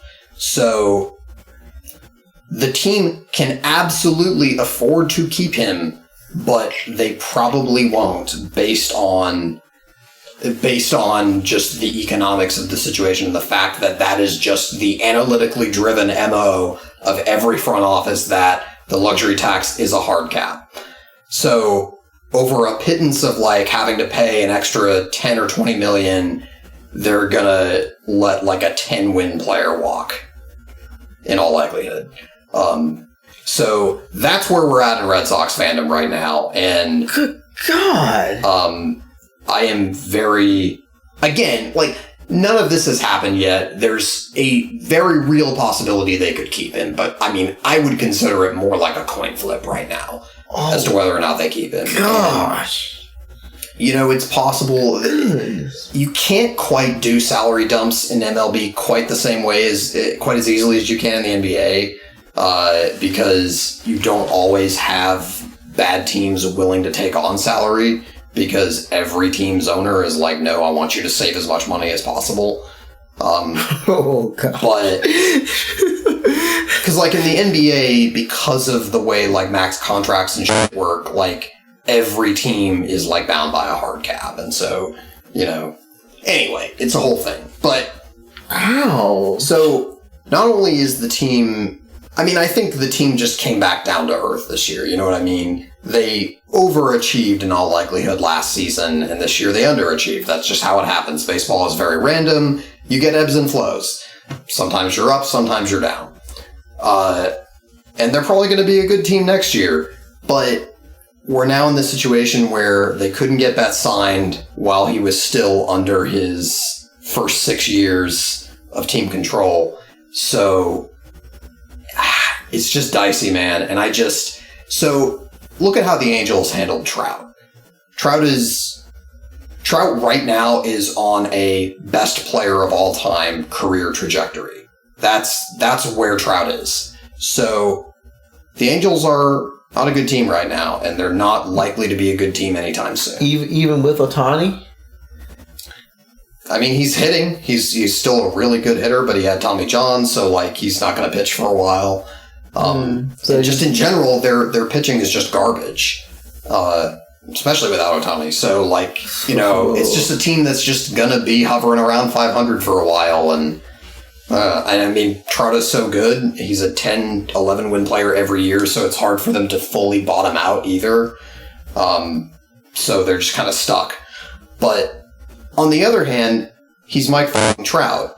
There's value in saying the best player of all time played his whole career for our team.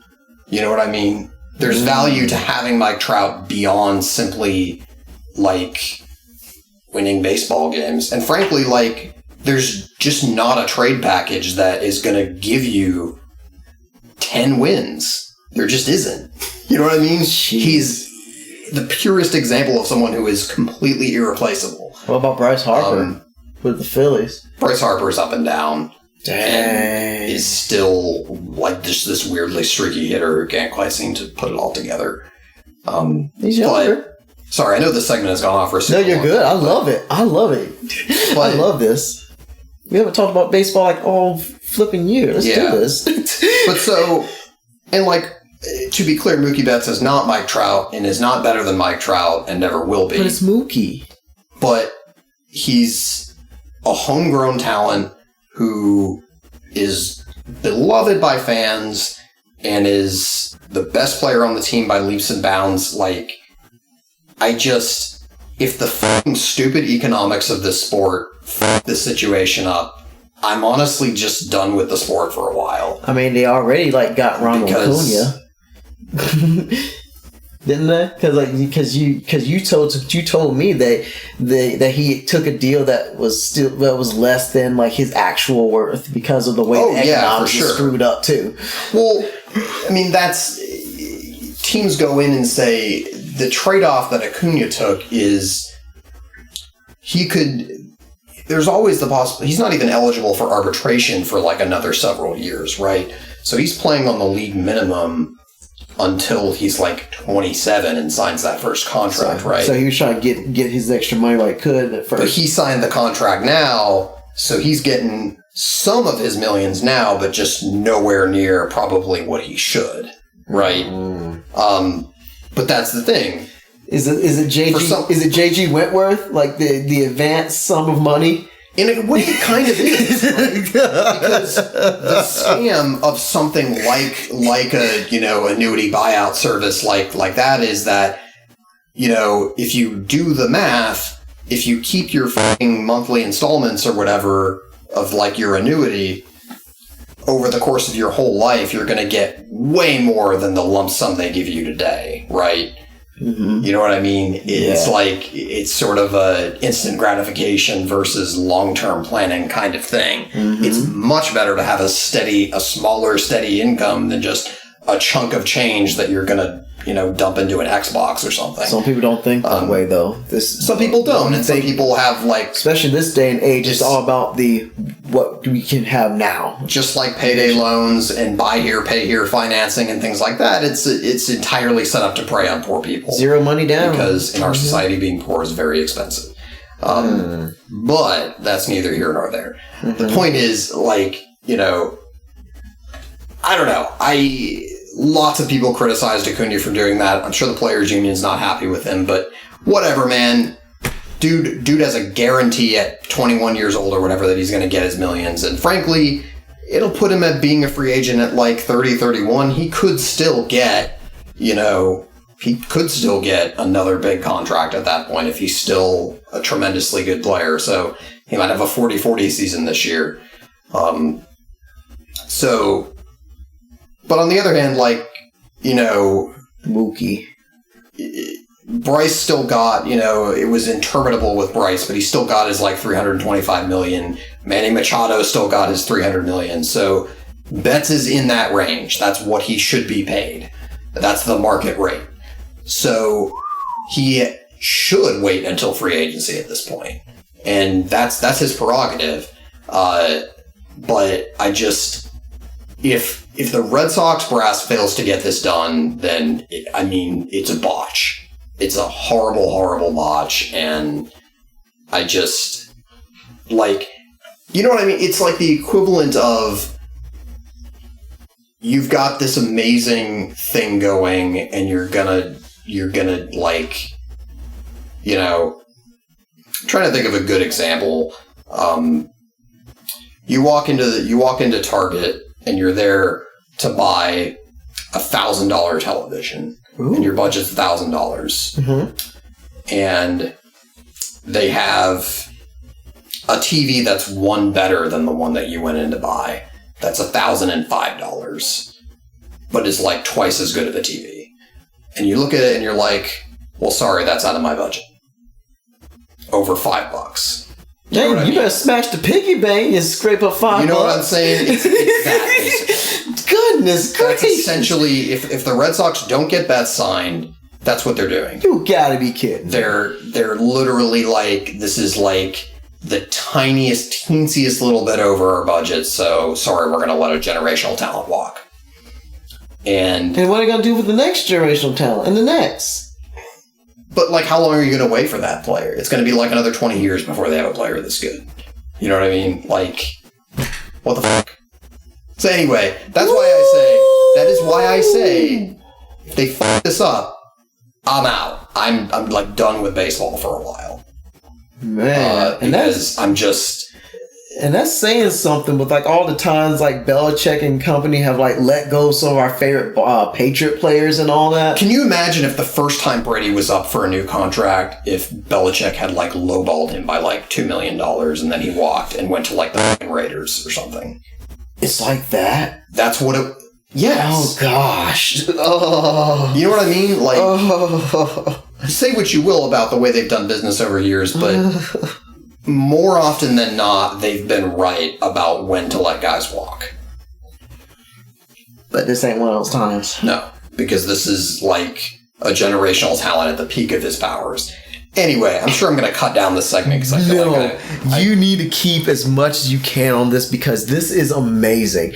I had no idea. And this is where like that cynical side of you and sports really shines because that is messed up, dude. Yeah. Like, so is he like the main transcendent talent that they have? Like, what about Jackie Bradley Jr. and them? Bradley's okay.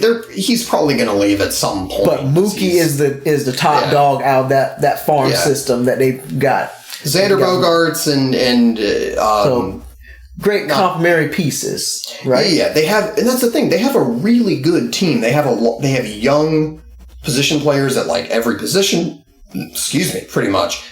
Shore up the pitching staff. That could be a really good team again. But Mookie is the it factor. He's the it dude. If Mookie walks, you're losing an 8 to 10 win player, and you just can't. That's literally not replaceable. That can make a difference between that's the difference a wild card or a division title versus not making the playoffs. That's the difference between being in 95 win team versus an 85 win team, and that literally is the difference between being a playoff team and not, so like it just boggles the mind. Wow, I didn't know it went that deep. I thought it was just like, they fired president of operations. I'm like, okay, like I couldn't wait to hear what Dan has to say on this one. But it running deeper than that, gee. But now it's worth noting don't do Mookie like that, Boston. But it's worth noting that could be part of what got Dombrowski fired is his failure to get Mookie signed before now. And so that is worth noting. Okay. So it makes more sense for him getting fired just like more than just them having a down month or a down year. But I mean that is in fairness all speculation, and we're probably never going to know. That's a much better theory to have. Especially given like before the end of the season, which is very strange. But I mean, it's so strange. You win a World Series, and the following year don't make the playoffs, and you're out of here. The GM is gone before the end of the season. You're out of here. It's just strange, but wow. But it's like, and it's why I just am more and more skeptical over time when quote unquote small market teams try to use like that as justification for why they can't keep good players, because it's just like because they can't open the checkbook. It's not that they can't, it's that they don't want to. Right? They're making an excuse that I can't do it when they totally can. There's a difference between I can't and I don't want to. Bro. There's a difference between I don't have $5 in my checking account to go to the movies with you this weekend, and I have $30 in my checking account and I just don't want to. Bro, they're like straight up Mr. Krabsing them, man. And if you don't say, hey bro, I just don't feel like it, then you're lying. If you use money as an excuse, that's a terrible example because like $30 is they're like Mr. Krabs, man, cheaping out on everything. If you have $1,000 in your checking account and you're pitching over $10, then So all the owners are like Mr. Krabs? Yeah, of course. Oh no, there are real live Mr. Krabs out there. I think he was supposed to be a caricature of greed. I feel like I shouldn't be like teaching you to be this cynical. I mean, I don't close my mind completely off the world, and I can understand hard truths and stuff. I mean, come on. I mean, I have this outer part of my skin to thank for that, to have that type of cynical outlook on life. Fair. That pre-cynical outlook on life anyway. But the Major League Baseball like much more than I do, than I ever will. But it's just like, but you talking about this stuff is really intriguing to me, and it's like, honestly, like, is there really like a good like sports league that actually pays their players like the way they should? Like, I guess the closest is the NBA. Well, here's the irony. Baseball is probably still the best of the bunch. Well, because it's full guaranteed, right? Because they're fully guaranteed and they don't have a salary cap. Isn't basketball like full guaranteed too? But they have a cap. Yeah, but it's even worse. They have individual caps on contracts with like the max and the super max and all that. Oh yeah, because I think so. It's quite literally impossible under the CBA for like LeBron James to be paid what he's worth. Because. And I mean, if he did, like, it would be impossible for a team to build a roster around him, so who the hell knows? Yeah, because I think one time, like, Anthony Davis got hurt and he couldn't make, like, the All-NBA team, and then he lost out on, like, the Supermax. Yeah. Yep. No, it's all that stupid stuff, and I really... Windhorst and some other NBA reporters have done some good, like... taking about this, bro. But Kemba couldn't get the Supermax. That whole system of like reporters voting on basically whether these guys get raises is just utterly stupid, and it puts everybody in a bad position. Who getting raises? The All NBA team, because there's money tied to it. So now you have these like pools of reporters who have to decide. Yeah, does Kemba get the extra money, or does this other guy get the extra? And it's like, the committee. Who the f wants to be in that position? deciding whether this guy or this guy gets $10 million. Oh, so the committee making that decision? Oh, yeah, it's reporters that vote on it, dude. Like, even then, even with Kemba making like an All-NBA team, he didn't get the Supermax because Jordan decided, nope, I'm not going to pay him, even though he pretty much is your whole team. Right. No, that was stupid. He's a 20-win player. Also, side note, sad trombone for Team USA losing at the FIBA World Cup. Honestly, I did not really care too much. I didn't care. The game was on ESPN Plus, and it's just the games were also starting at like 8 a.m. or whatever. And plus, we didn't even have. We only had like our second-rate players. Like, well, no, we had good players and stuff. We just didn't have our best of the best because I love that best players don't really care too much about this because they don't want to get injured and want an off season. No, I love that we still, especially all the concern now about like load management and stuff. But I love that we essentially had like 2 really good teams worth of players drop out, and we like still fielded a decent team because we're still far and away the single country that has the most talent at the sport. But anyways, yeah, that's my long. This has been Off the Top of My Bat. Off the top of his bat. And ladies and gentlemen, it's time for this week's Detox. Okay, well, I don't really have, I guess, a whole lot to say. I honestly haven't really came up with too many topics. Actually, I guess if I can come up with one, it actually comes with, I guess, from watching a recent binge watching of like the Netflix show. It's not actually a Netflix show. I think it was actually on NBC, but it was like the Good Place. And let's see, like you guys can watch. Like, I guess like brief synopsis, like people like who die, they go to this good place and stuff, and you get it. I guess it's ranking system, whatever, yada yada yada. But I'm a little fuzzy on that. So it's like purgatory, basically. Yeah. Got it. But there's this one guy in particular.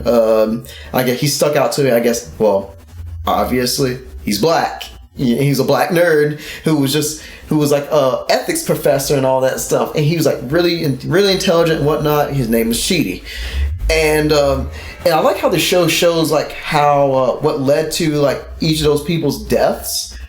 And it turned out, like, I mean, I think a air conditioner fell on him, but it was because of he was just so indecisive. They showed him being so indecisive, like this guy, his best friend, like asked him to be his best man, and then gave him a test, and he said like, okay, the wedding is gonna be today and stuff, and then like he's freaking out and stuff. He forgot to pick up the rings, forgot this. He's not dressed and this. And he's like, dude. It's not for another month. I was just trying to test you, and you failed miserably. Like his family, he nearly hurt. Like he really hurt his like family, everybody that he loved, because he was like a really good person. What hurt everybody around him was his severe indecisiveness. Him worrying about every single variable.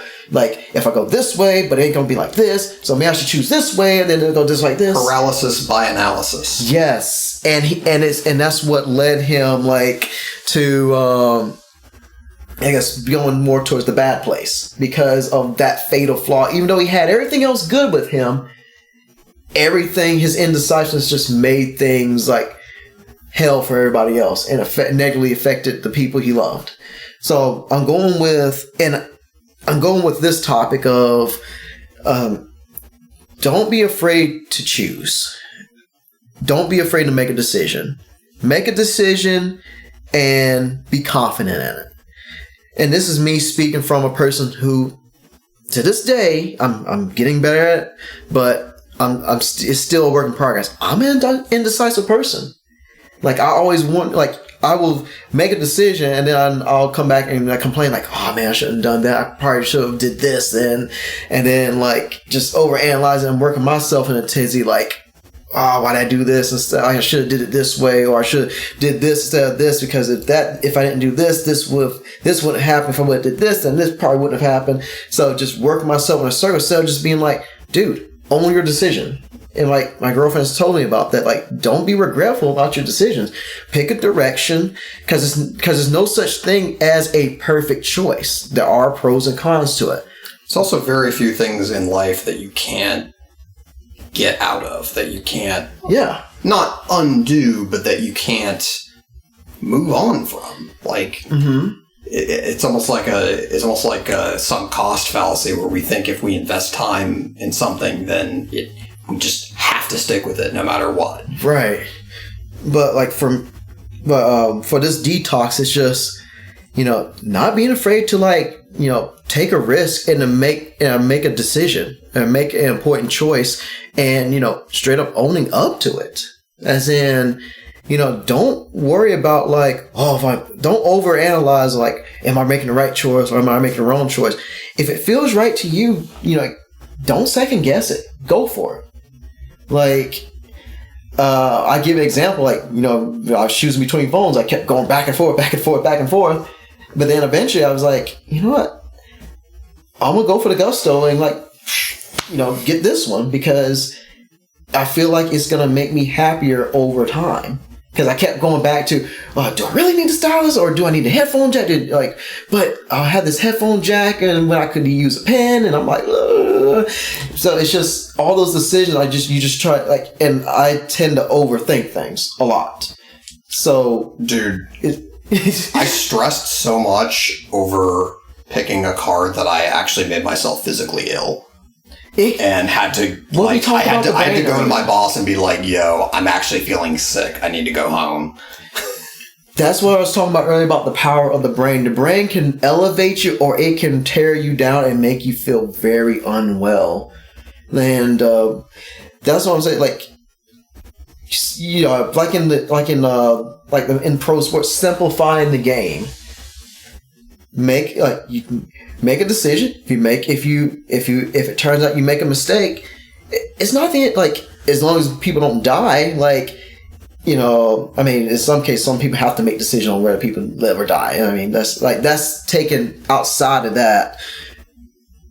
As long as you don't severely hurt people and stuff, and you learn the lesson from it, is it truly a wasted choice? Well, think about cheesy sports metaphor. Think about what happens if you're a quarterback and you drop back and it's a passing play, and you are going through your reads and trying to pick a receiver to throw to. Mm-hmm.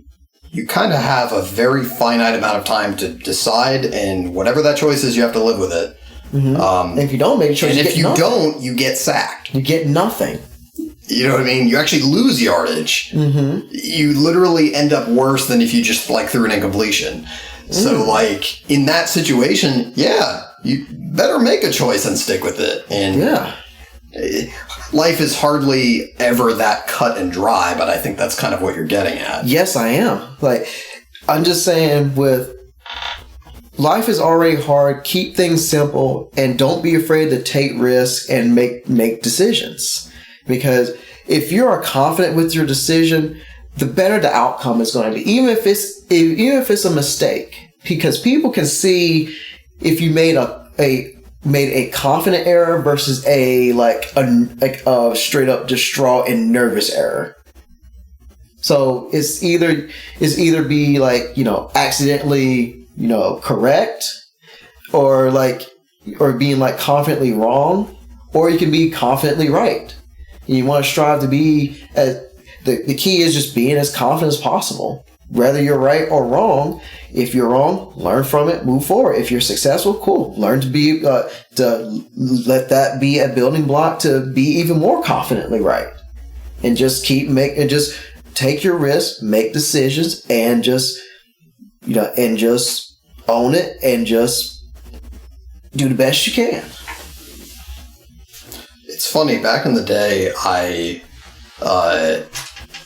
things like more doing, less thinking, more doing. Yes. So it's funny, your point here is kind of hitting home with me, because back in the day, I, for example, waited until literally the deadline day to decide what college I was going to. For real? Yeah, I narrowed it down to, I think, 3 or 4 schools. I couldn't even narrow it down to 2 schools. I still don't know how you got to that, though, as you narrow that down, especially when Carolina was there too. Whew. I think, honestly, because, it's a good point. So what ultimately happened is I waited and waited and waited, waiting for the perfect decision, like you're saying earlier, that doesn't really exist.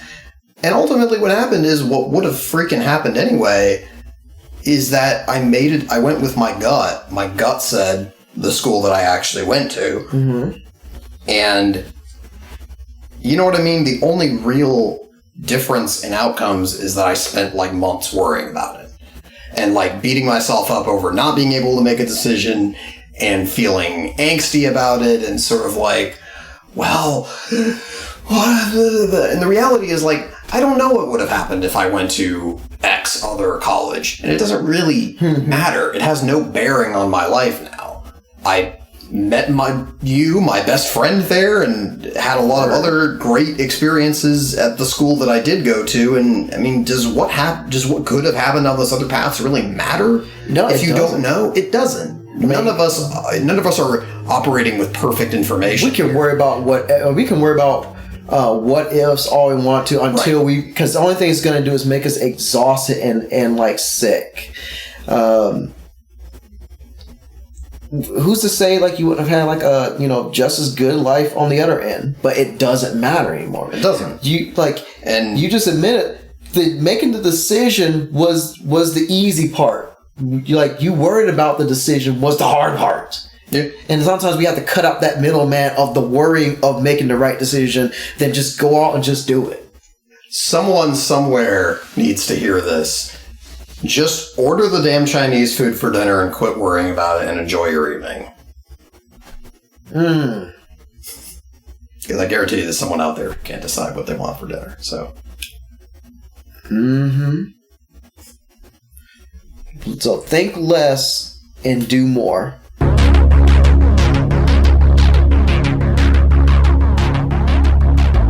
We hope, as always, that our silly bullshittery helps to maybe provide a welcome respite from the sort of constant beat-down grind that the world we live in can be. So, we hope that we've helped at least a little bit.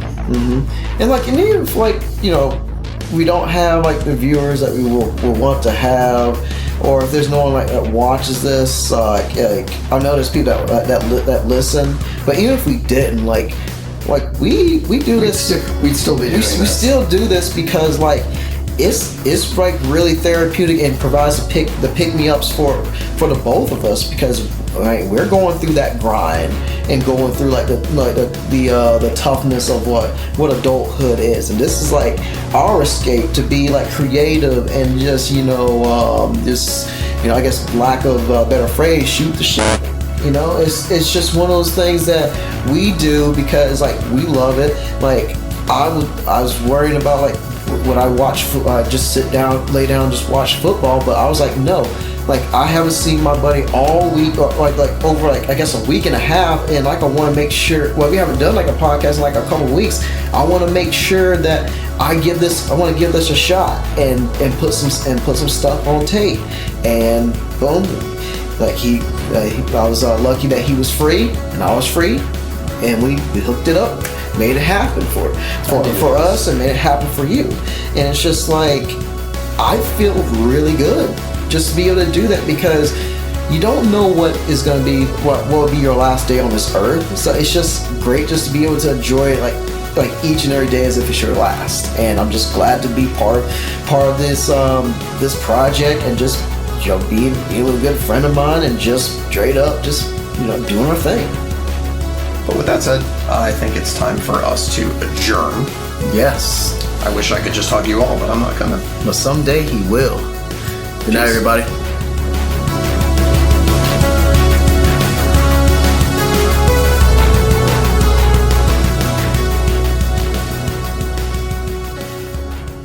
Anyway, Mr. Big Chips. So can't keep a straight face. Okay, Dan, go ahead. Take it away, man. Antonio Frown. Which will be the name of this episode, obviously. Or the clown. Antonio Downtown. Mr. Big Mess. Oh, no, that's the name of the episode.